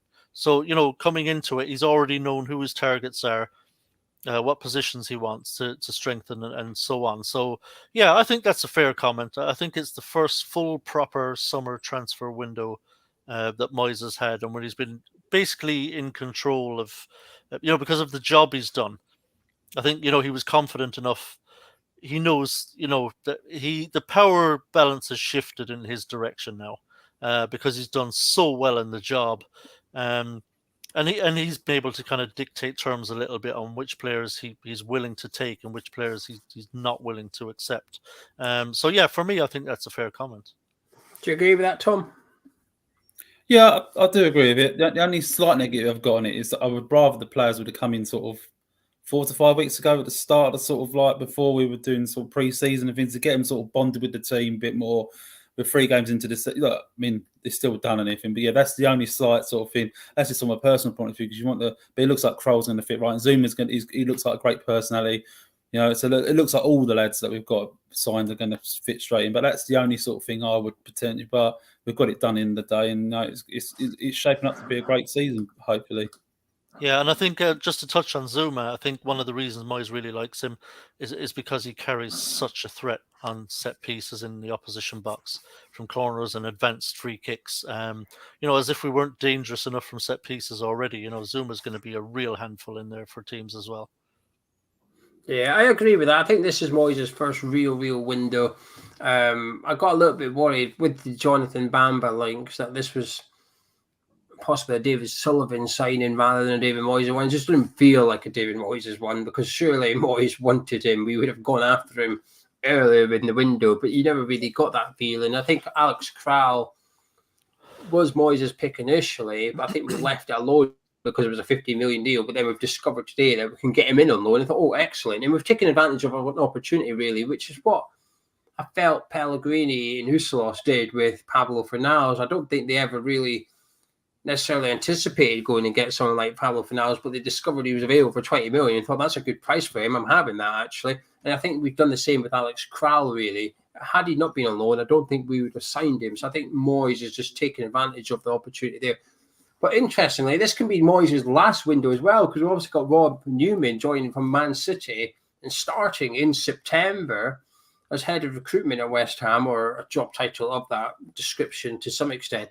So actually, the next major window, which would be a year from now, next summer, if all goes well, Moyes might not be in control of it anymore. So this could be Moyes' only transfer window as well.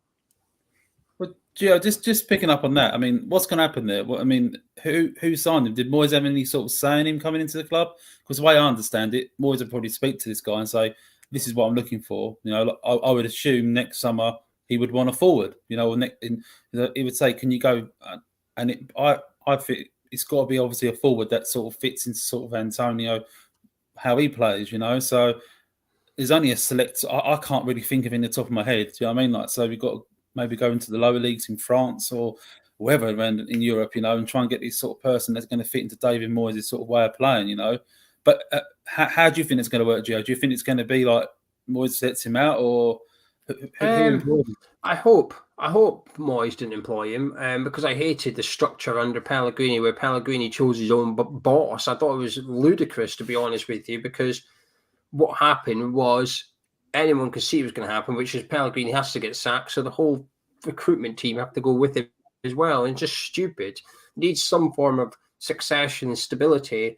And I'm hoping that Rob Newman has been recruited by David Sullivan, actually, and that should David Moyes leave, actually Newman's involved in the replacement for David Moyes. He's actually clued up as to the next manager to come in, kind of thing. I'm hoping that the way we do transfers going forward, we have the same player profile. Like I said earlier in the video, I've been impressed by the profile of the player brought in. Players in their 20s with plenty of experience for their age. They've got European experience as well. The players that we brought in have all played some form of European football, which you'd almost consider one or two of them to be a bit of a coup for West Ham. I certainly consider Kurt Zouma to be a bit of a coup for West Ham. I almost want that player profile that we've recruited going forward, but almost Newman taking the pressure off David Moyes, because your manager's got enough to do these days, especially with European football, on the training ground, getting ready for a weekend and going again without having to watch videos of Nikola Vlasic playing for CSKA Moscow. I'm sure Moyes will be involved in the recruitment going forward, but you almost want this guy in his new team to do the legwork so that Moyes essentially turns up and dots the I's and crosses the T's and has the final say. But that's it. You don't want David Moyes involved in the selection process. My old boss used to say to me, "Why get a dog and bark yourself?" Basically, if I were to go do something, he'd say, "Why are you doing that? We employ people to do that." And I'd be like, "Well, I don't mind doing it." He said, "Well, why get a dog and bark yourself?" And I think it's a bit like that, really. Let Moyes have the final say, but let someone else go do all the hard work. Let someone else put the hours in of scouting and getting the bits and pieces ready. But anyway, we'll wait and see, shall we? Does that answer your question, Tom? Sorry, I realise I've been chatting for ages. No, it does. Yeah, it does. I mean, I don't know the stuff how it works. How we got him in. So no, it's good. It's going to be interesting to see how it sort of pans out. And he brought some good players in, didn't he? the guy that we got in, didn't he? He's known for some really good picks. So no, it should be interesting to see how it pans out. You know, and you're right. So yeah, Well, like I say, Newman can do the things that David Moyes doesn't have time to do. You know, he can do all the due diligence. You know, he can take a deep dive into a player, and really find out about him. You know, every aspect of him. He can go speak to people. I'm sure Newman has many contacts around the continent and beyond, who he can call and say, "Look, tell me about this guy. You know, give me some advice. Give me a heads up. What's he like?" So I think it'll be really great for us. The dynamic will be interesting to see. You know, how much input will David Moyes have? You know, there are some clubs where the manager is basically told, "You know, here's a player. Now go make it work." But I suspect, you know, there will be a bit of a better relationship than that between Moyes and Newman. I'm sure, hopefully it will be symbiotic, where Moyes will be able to make Newman understand kind of what he needs for the team to move us forward and improve us some more. And like you say, Gio, Newman will then say, "Okay, I've got the kind of blueprint of what you're looking for. Now I'm going to go find him." You know. Yeah. Perfect. Right, listen, Tommy, thank you very much for coming on. It's always a pleasure to have you. And we'll see you on the next transfer deadline. See you in a few months. Take care, Tommy. Thank you. Right, I've got a question here. Has Gonzo gone to bed? And I've got your answer. Hey, he's back. How you doing? Hello, Tom. Gonzo's been sat there for the last hour and a half waiting. Yeah. I've had me kip and me Horlicks. Sat on me commode. I'm back now. Older and better. How are you, Tom? Yeah, not bad. And a bit of pain today. I had one of my teeth out right at the back, and then wisdom teeth. They had to put it out. Oh, mate. I know. So, no, that is. I know. Horrible. Wisdom teeth and thing, man. Honestly, they're terrible, aren't they? Is there any signings? I'm sure dentists just go into it just to be nasty. Actually, what's that, Gio? Sorry, Gio. Yeah, we're having a chat. What? I'm saying, Gonzo, has there been any signings or any news of that? No signings as far as I was actually going to ask you if old Doig has signed yet. No, apparently it's not him. Apparently it's not him that we're after. Bamba's been ruled out as well by the looks of it. I don't think we're doing any more business. I don't think we're going to get that youngster, whoever he is. So that looks about it. The only thing that might happen is Zonde Silva leaving, joining Nottingham Forest. That looks about it, really. Yeah, he won't be coming back if he goes. I mean, let's be fair, he's not a youngster anymore, is it? He used to be the future, and now he's old and past it at sort of 23, 24. So, I mean, it basically hasn't worked out for him. But I don't want to see his career peter out, really. If you look at what happened to, what was the lad's name? Martinez, who was with us before. In the end, he needed to move. And he's playing somewhere. He's playing professional football now, isn't he? So, yeah, you know, best of luck to him. But I can't see him doing well and Moyes bringing him back or being a part of things. If Moyes wanted to include him, he would have done it long before now. But it would have been nice to bring a young player on, you know, for the future and all the rest of it, just to pad the squad out a bit. But we have already signed 2 or 3 youngsters. And if he wants to fill the bench up with some under 23s who are just almost sort of close to being ready to make the step up to play, you know, for the European games, then, you know, good on him. I don't have a problem with that at all. Yeah, but to be fair, we've actually, the youngster thing, we've actually made up quite a few in the summer. We just got it done really early on. I think it's easy to forget that we brought in quite a few youngsters to West Ham this summer. Ekwa, Okuflex, Thierry Neves. I'm sure there's another one. The goalkeeper, we've got that goalkeeper from Rangers as well. So we brought in 4 youngsters just for the under 23s. It's just easy to forget about them because we got the business done pretty quickly. So I think we've done good recruitment for the under 23s on paper. It looks like we've done some good recruitment down there as well. It's just it's just flipping frustrating. We've not got that striker. Actually, it's the only thing stopping it from almost being a perfect window as far as I'm concerned. If you had to pick a striker, who do you think David Moyes would go for, then, Chris and Gio? Who do you think he would go for? I think he only had 2 targets. I honestly do. I think he either wanted Tammy Abrahams, and I think. Wait, hang on. Can you stop pluralising him? You do it in every video. Tammy Abraham. All right, I'm sorry, Tammy Abraham. Tommy Abraham. Okay. All right, I am sorry. It's a pet hate. Tammy. Okay. Well, there's 2 of them actually because he's got a brother who plays.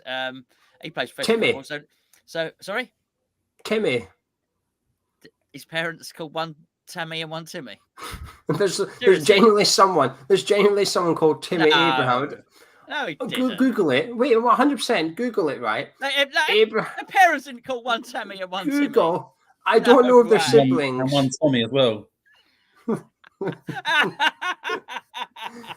I'm not joking, right? It's I'm like not. I promise. children's Oh, program. Gio is right. I just had a look. Yeah, he's right. Topsy and Tipsy and Tim or something like that. I can't remember He what plays. it's called. Now. Topsy Tim. He plays in like League One. He plays in England as well. There's a guy called Timmy Abraham. Brilliant. Well, anyway, so ideally David Moyes would have wanted one of the Abrahamses. If you don't like it pluralised, have some of that. Or he wanted Enesrius from Sevilla's. I think the moment he couldn't get them, I think it was so hard early on the window to say David Moyes has got a budget because you get shouted down. He's got no money to spend. We're getting relegated. He's got no money to spend. David Sullivan's not giving any money. David Sullivan's going to do him up to what's it and stitch him up.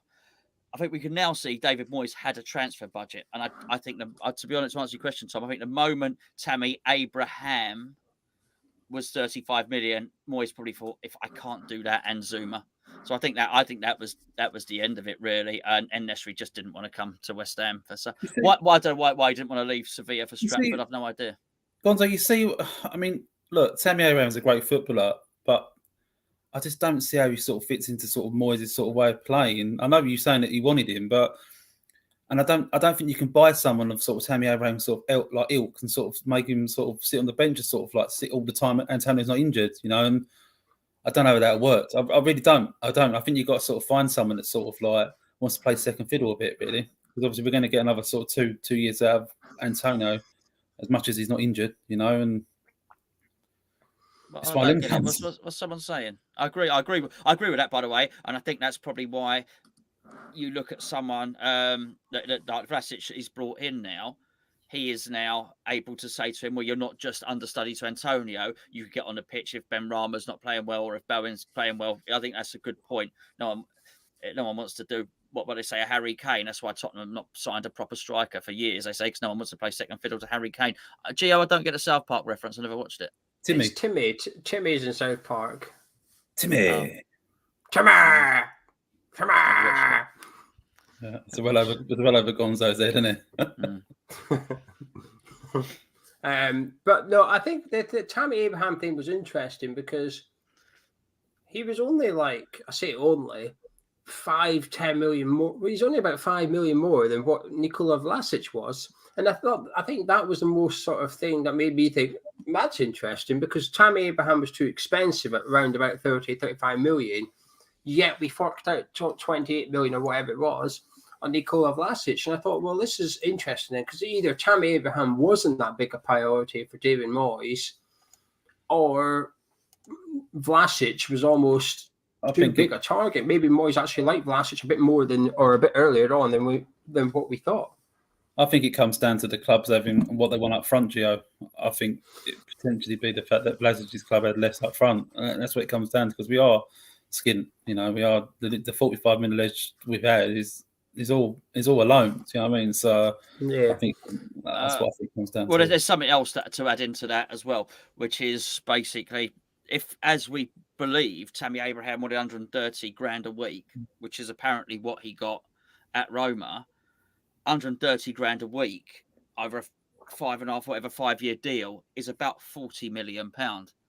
That's 40 million quid. So I think Wage is going to play a budget as well. Whereas I think Vlasic's come in on less than half. It's a big difference in it. Vlasic, over the course of the contract, costs 15 million in wages, and Abraham costs. I almost did it again. Then Abraham costs 40 million in wages. Massive difference. That's got to be. Is that basic though, Gonzo? The 130? Because I thought his basic was about 80 to 90, which is still, and I think it's I don't think it's that much anymore. No, but it's still double. What I'm saying is, it's not. I know what Gio's saying is one player's only 5 million more than the other one. Actually, if one of them's half the amount in wages, it probably works out about £20 million difference when you factor in wages. So I'm just saying that look, we don't have a finite amount of money. We're not mega rich. There was obviously a budget. I say let's be they're calling 60 million that much. It's not. We'd all love to be so skint that we only had 60 million, but there's obviously only so much within that he could play with. So I do think money's been a factor, certainly.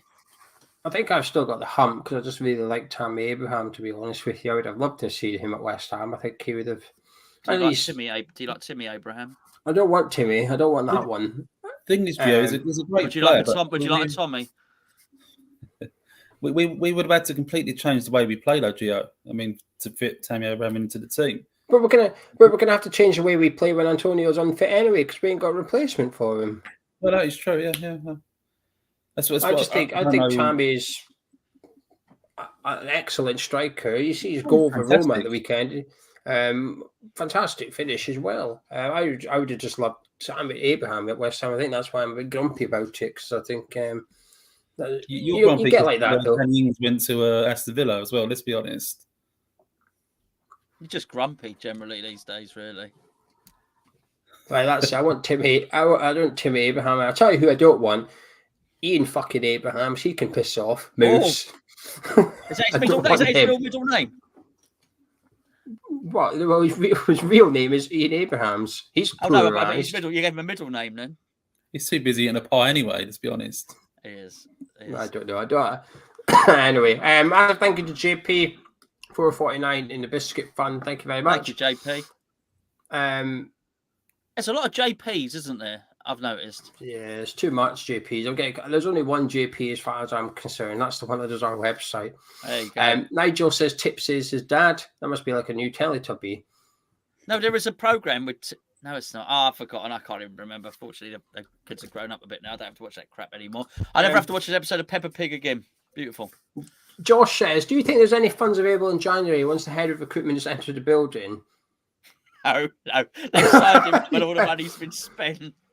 Welcome to West Ham. What's my budget? He'd be working in a canteen. He'd be stood in a canteen behind there with the tongs, and the players come round. I have 2 sausage, 2 hash browns, no beans, thank you. You say that. I mean, I know they're saying that we spent the alleged 70 million, but that's over the course of the full deal, though, Gio, isn't it? Yeah. So I mean, I've heard it's sort of 15 to 20 million up front, and we have an alleged 45 million. So there is potentially another sort of 20, 25 million sitting there if they want to bring anyone in. I mean, going by the figures that have been scattered around. I don't know if that's official or not, but I know they had a £120 million loan. They paid off 75 million of debt of other loans and things, and they've got 45 million left. So, I mean, the current deals, I know the £70 million once they've actually matured in full, but there's only 15, 20 million up front, I heard, for the players we've got in. So you would think that there's more money available, but you are literally just sort of using your overdraft even more. So maybe that's not a good thing. I don't like to see us spend in January. And the reason being, I always think if you're doing something in January, what you're doing is you're fixing what we did wrong in the summer. So if you're buying someone in January, it's because you've not done adequate work in summer. If summer works out, you shouldn't have to go anywhere near anyone in January, as far as I'm concerned. So this new guy, this Newman, as far as I'm aware, he should be getting ready for next summer. Next summer is the first window we should see him getting involved with this club. He should rock up 1st of December, say, hello, Mr. Moyes. What would you like next summer? Well, I would like a striker. My left back probably needs replaced. And I might need a replacement for Ogbonna. Go away and find those, please. And then he spends the next year, 5 months down the line, he goes back to Mr. David Moyes and says, oh, here's the nominees. What would you like? Would you like me to continue pursuing these players, or would you like to knock it on the head kind of thing? Because one thing I liked about that article found about David Moyes years ago, Everton, that Gonzo knows that I spoke about a bit. Yeah. It was almost like David Moyes' equivalent of a war room. Sam Allardyce had the war room. I don't know what Moyes called it. It was a room with all the stats and stuff. And in it spoke about how he had. I think it was maybe it's like his Tommy Tank room. We've got Timmy Abraham, Tammy Abraham. Yeah, all the coaches went in there. Yeah, once a week.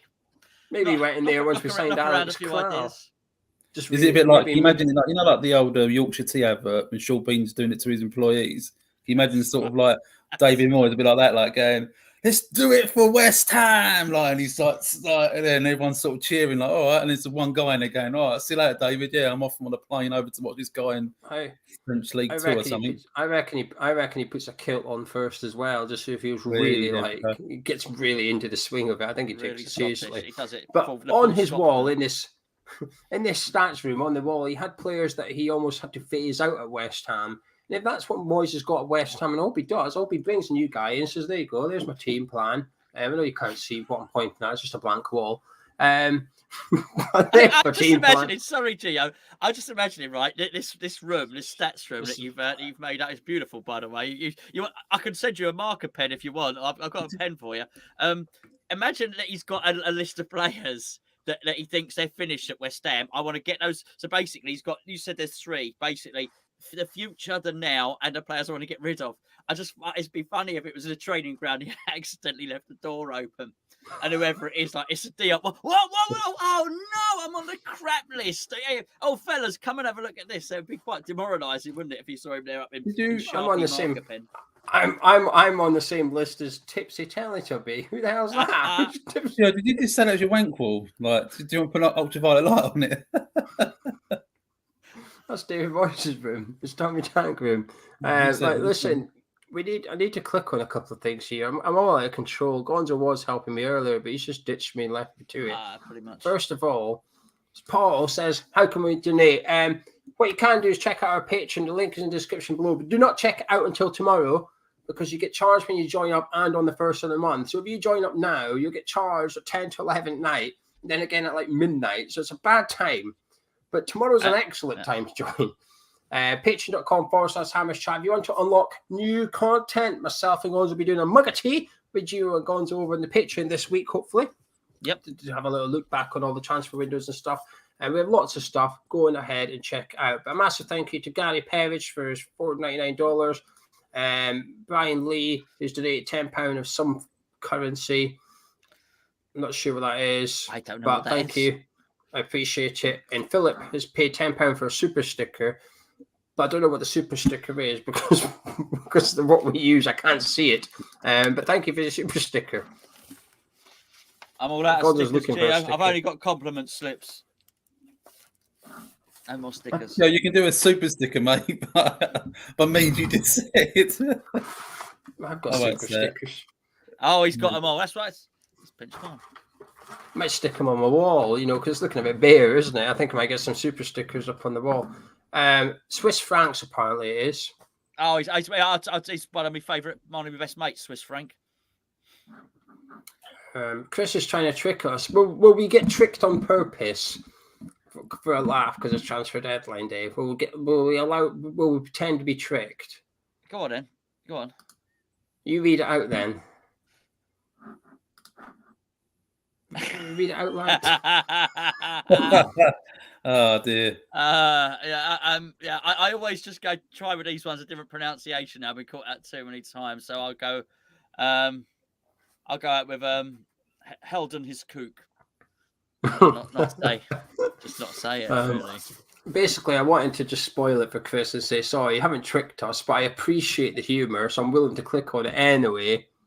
If you hadn't flagged it up, I might have just read it. I'm so easily fooled. I'm the most gullible, easily duped guy in the whole world. I'm the sucker for that stuff. So if you shouldn't have, I would have just read it out and not thought anything of it. I thought, I don't know him. I'll go and look him up on YouTube, and you look at my Google search, there's me searching for someone holding his cock.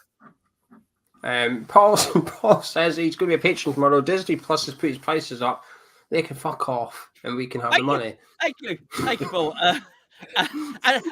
You know what? In a Disney spirit, there, beautiful words. Obviously he's got the new Star Wars comes out, and then he goes, "Oh, I've got to go back and watch that again for the next few days." Yeah. He must have got fed up of watching Tipsy Teletubby or something. He's probably fed up of watching The Mandalorian for the 15th time over, and he's decided to come over for Hammers Chat. Alan says, surely Rob Newman has started work already. How would anyone know if he's made a phone call passing a couple of names? I'm a bit disappointed that he's insinuating David Moyes would break the rules in football. No, that's ridiculous, Alan. I think that's a disgusting allocation, actually. Absolutely, I expected better. I'm sure he had nothing to do with the signings that are coming from Russia today. Do you think he might have done, though? In all fairness, because do you think he maybe rang him up and said, "Here, you want to check out Nikola Vlasic over at CSKA Moscow?" 100%. 100%. Yeah, I say 100%. I don't know. Allegedly, possibly, probably not, Gio.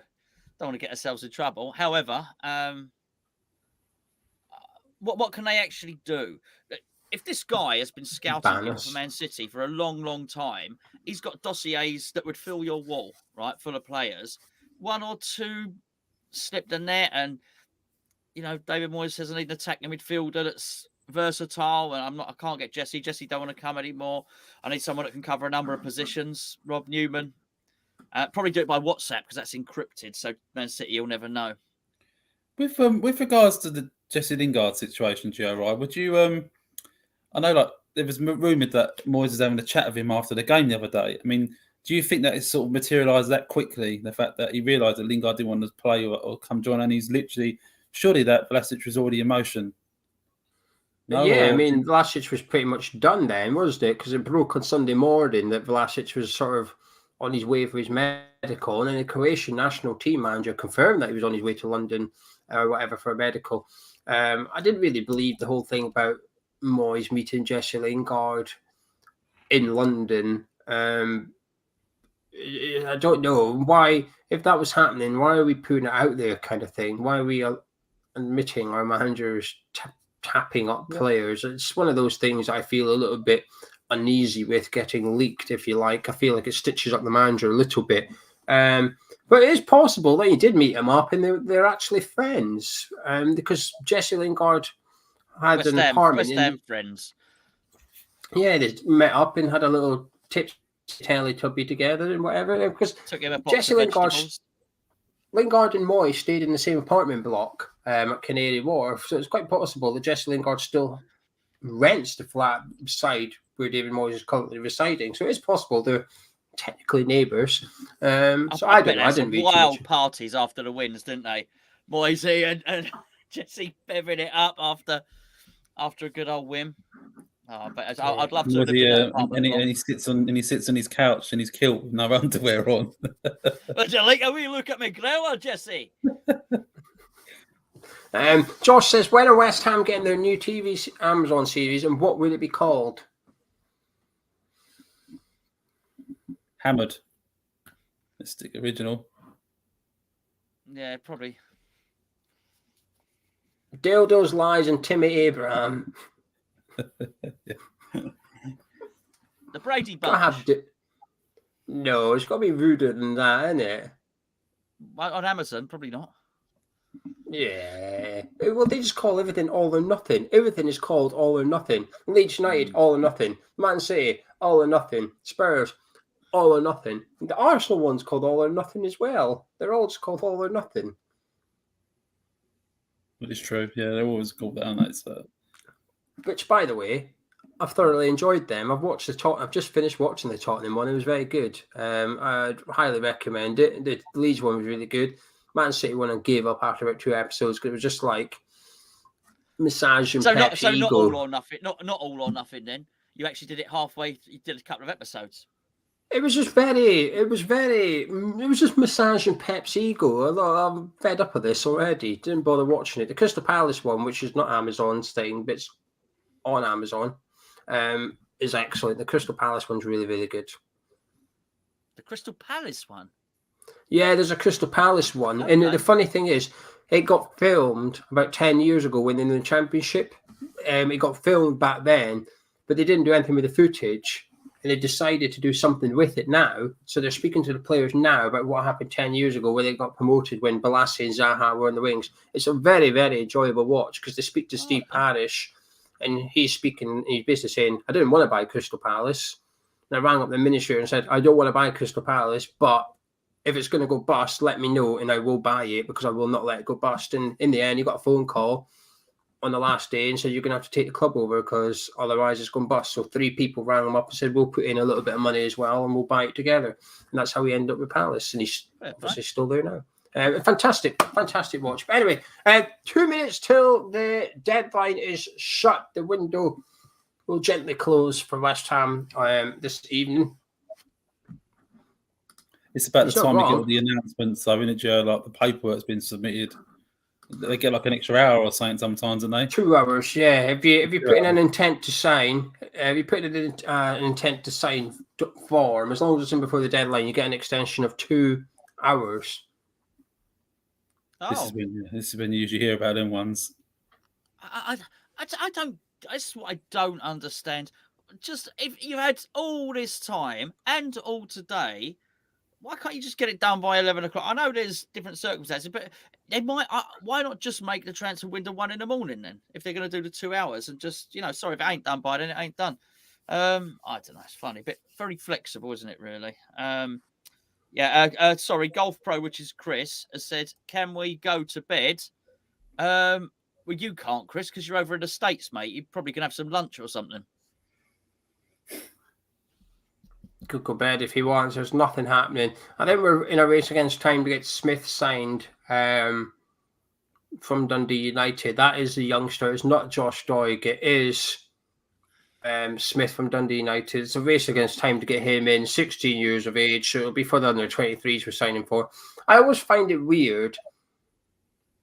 Like, with the greatest of respect to the Smith of Dundee United, like, surely it doesn't matter if you don't get him done. Like, surely we can just buy him in January because he's not going to have an impact on the first team with that, is he? So it's like, I might be being a bit too disrespectful to him in under 23s, but I've just never really seen an under 23s deal as sort of make or break before the deadline. It's like, meh, if it doesn't happen, he stays at Dundee United and we pick him up again in January. It's all right, kind of thing. That's it. Anyway, that's it. The window is closed. Apart from Closed. the extension, which takes it to 1 a.m.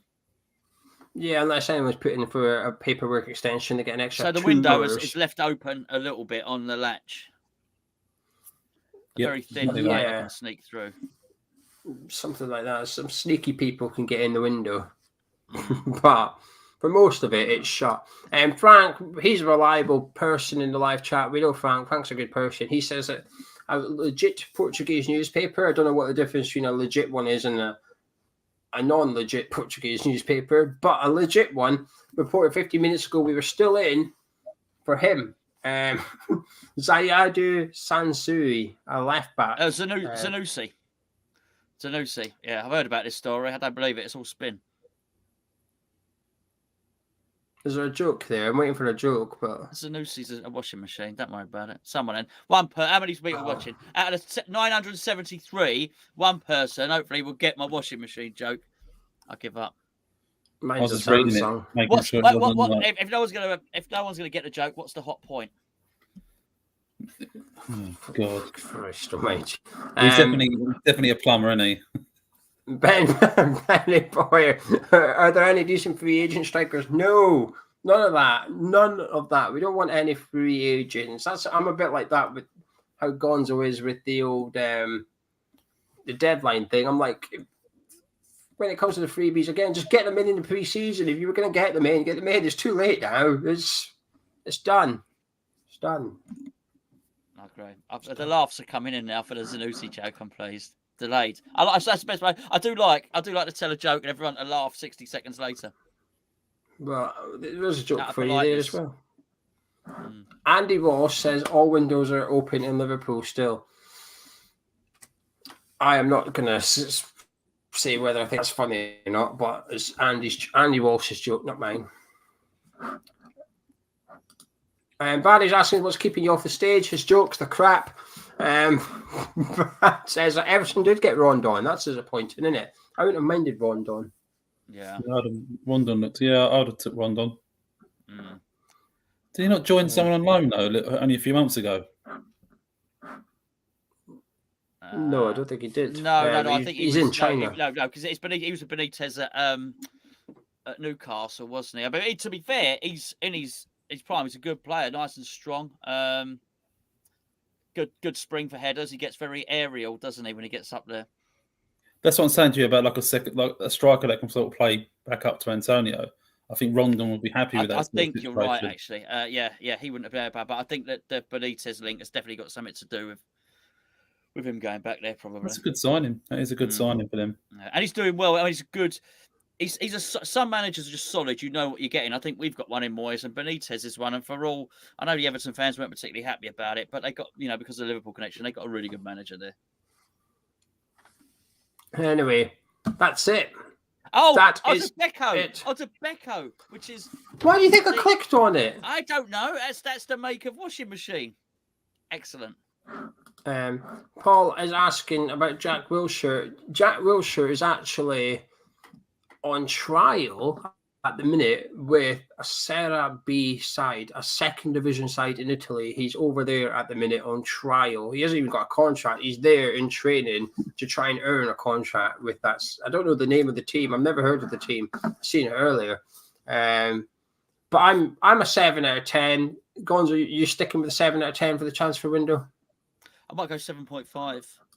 No, none of that. None of that. Tom, you were a low 7 or a high 6, I think. What were you going for? Yeah, no, I'd say 7. No, it's good. We've done well with the 4 players we've got in are good additions, as you said, in the 20s.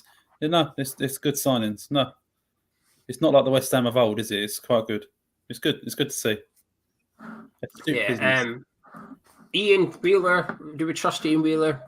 Ian Wheeler says Alexander Silva did indeed join Nottingham Forest. So that's done. I think that's good. A good thing, though. I don't mind players that we bring in when they're young. If it doesn't work out, we flog them. And I know 200,000 isn't loads of money in the grand scheme of things. But bear in mind, he's been out on loan for a couple of seasons. His wages will have probably been covered. It's probably not cost West Ham that much in the grand scheme of things. That 200,000 will then go towards paying for another youngster to come in, even if it is a Smith from Dundee United or whatever. I like seeing us invest in players from the 23s, and if it doesn't work out, we get a small fee and we go again, because all it takes is one. You only need one to work out, and you've saved yourselves tens of millions. I don't include Declan Rice because we didn't pay for him. We got him a bit younger. But if we can get an Oko Flex or we can get an Ekwa or something like that to work out at West Ham, you essentially end up with a 20, 30, 40 million pound player for $500,000. I like seeing the punch for the youngsters at that age. But the live chat predominantly are saying between 7 and 8 out of 10. The striker thing, I think, is what's stopping everybody, boosting the number up kind of thing. But yeah, that's it. The transfer window is closed. West Ham United have signed Alphonso Areola on loan from PSG, Kurt Zouma for approximately £25 million from Chelsea, Alex Kral on loan earlier today from Spartak Moscow with an option to buy becoming an obligation to buy at the end of the season. And of course, we signed Nikola Vlasic for around about £28 million yesterday. Today it was confirmed from CSK Moscow. 4 big signings for West Ham. Gonzo, some of the transfer window for us. What's your final words on it all? He left it late. He took his time, which is absolutely fine. He got the deals done. I think, and to a fair play to him for keeping much of it quiet. There was no talk of Kral yesterday. There really wasn't, and it's tough because everyone's searching for stories and things to talk about, us included. Things to talk about. So it's not easy. The agents want to spread the news. There's this journalist over in Italy, just seems to know everything, including when everyone's there for breakfast, and he's putting it out there all the time. So I think fair play to David Moyes for keeping a lot of this stuff really, really quiet. And I do think this, we'll never know, but I do think West Ham put a couple of stories out there to actually detract from what they're actually trying to do. So I think aside from the Pi Capital thing, Sullivan's kept his mouth shut through so I think it's all helped, and I'm looking forward to it. The big thing, Gio, at the start of the window, this is what I said: can we get to the end of the window and have a better team or squad, whatever you want to call it, than we did last year? And I was worried at the start because we lost Lingard, so we were already weaker than last season. We've replaced him. He's there. We've kept all our best players. We've kept Antonio. We've kept Rice, Souček, Soufal, Ogbonna, Cresswell. Our best players remain. We've improved the first team because we've got Zuma there. We brought the lad in to basically replace Lingard. And we've given competition, of course, to the goalkeeping department. We only had 7 goalkeepers. We needed another one. We've managed to do that. And obviously Kral has come in for those games when maybe Noble was going to come onto the pitch or something like that. They've got someone snapping at their heels now, Souček and Rice, who's going to be a competent player. So I think all in all, I'm really pleased with this window. Tom? Yeah, no, I echo what Gonzo just said completely. No, it's a You know, you're right. I think everyone's 7, 8 out of 10. I think that's about right. I think the striker situation. But then you have to give credit to Moyes because he hasn't just gone and brought a striker because he needed one. He thought, well, I can sort of play a false, like, that I can fit someone else in there. I know it's not what we all want to hear, but at least we haven't gone and wasted money on someone, like another Haller, and just so you have to sort of, it's a bit frustrating for us because we all knew we needed a striker, but I think all the other signings, as Gonda said, they'll all improve the squad, and it's a good window. It's a very good window. Yeah. Yeah, I have to agree with you. I think it's a strong window for West Ham. Like I said, I would have liked a striker in. I think in an ideal situation, we might have even had one or two other players because of the Europa League campaign as well. But I don't think we were ever going to do that under David Moyes. I think he likes the small squad thing. I think we've sorted the number one goalkeeper position long term with Areola coming in. I think we've upgraded our weakest player in the starting 11 in Craig Dawson with Kurt Zouma coming in. I think Vlasic replaces Jesse Lingard from last season. And one of our biggest issues last season was when Declan Rice was injured, or prior to Declan Rice getting injured, him and Souček looked knackered at one point towards the end of the season, but we couldn't change it. Alex Kral allows us to do that. And looking further forward for West Ham, and hopefully this isn't the plan, but if it is, like when I was speaking to Jake earlier, I don't see this as a bad thing. Is Alex Kral Declan Rice's long-term replacement at West Ham? I hope not, and I don't want him to be. But if he ends up being, then that's good business as well. We've identified Alex Kral as a potential replacement for Declan Rice and brought him in prior to Declan Rice leaving. Then fantastic. Well done, West Ham. If he's not, great. We've got cover there kind of thing. I think the players we've brought in, the profile of these players is what excites me a bit more. The fact they're all of a good age. They've all got loads of experience for their age. They've all got experience in European football. And like I said, I still think one or two of these players are a bit of a coup for West Ham, actually. I think Kurt Zouma is a bit of a coup for West Ham. Striker is the only slight negative on the transfer window as far as I was concerned. But if the cupboard's bare, the cupboard's bare kind of thing. Have we got good value for money with £50 million? I think we probably have, actually. I think those four players are really good money for £50 million. The challenge is now we've already spent half of next summer's budget with Alex Kral and Areola. We've already attributed half of next summer's budget to those two players. But that's next summer's problem. We had to get something done this summer. We've done the business. More than happy with it. And very, very strong summer for me. Tom, thank you. As always, pleasure having you on. No problem, guys. And Gonzo? Hey, I shall see you. See you, Tom. Yeah, I was chilling back. Kicking back then. I shall see you. Well, I'll speak to you tomorrow. We'll do a video together soon. We'll talk on the phone tomorrow. Yeah. We'll have our mug of tea for the patrons later this week as well to go over the transfer window in more detail. Yeah. Anyway, Gonzo, thank you as always. Thank you. If you've enjoyed this video, drop a like on it, subscribe to the channel. Myself and Gonzo. We'll catch you in a bit.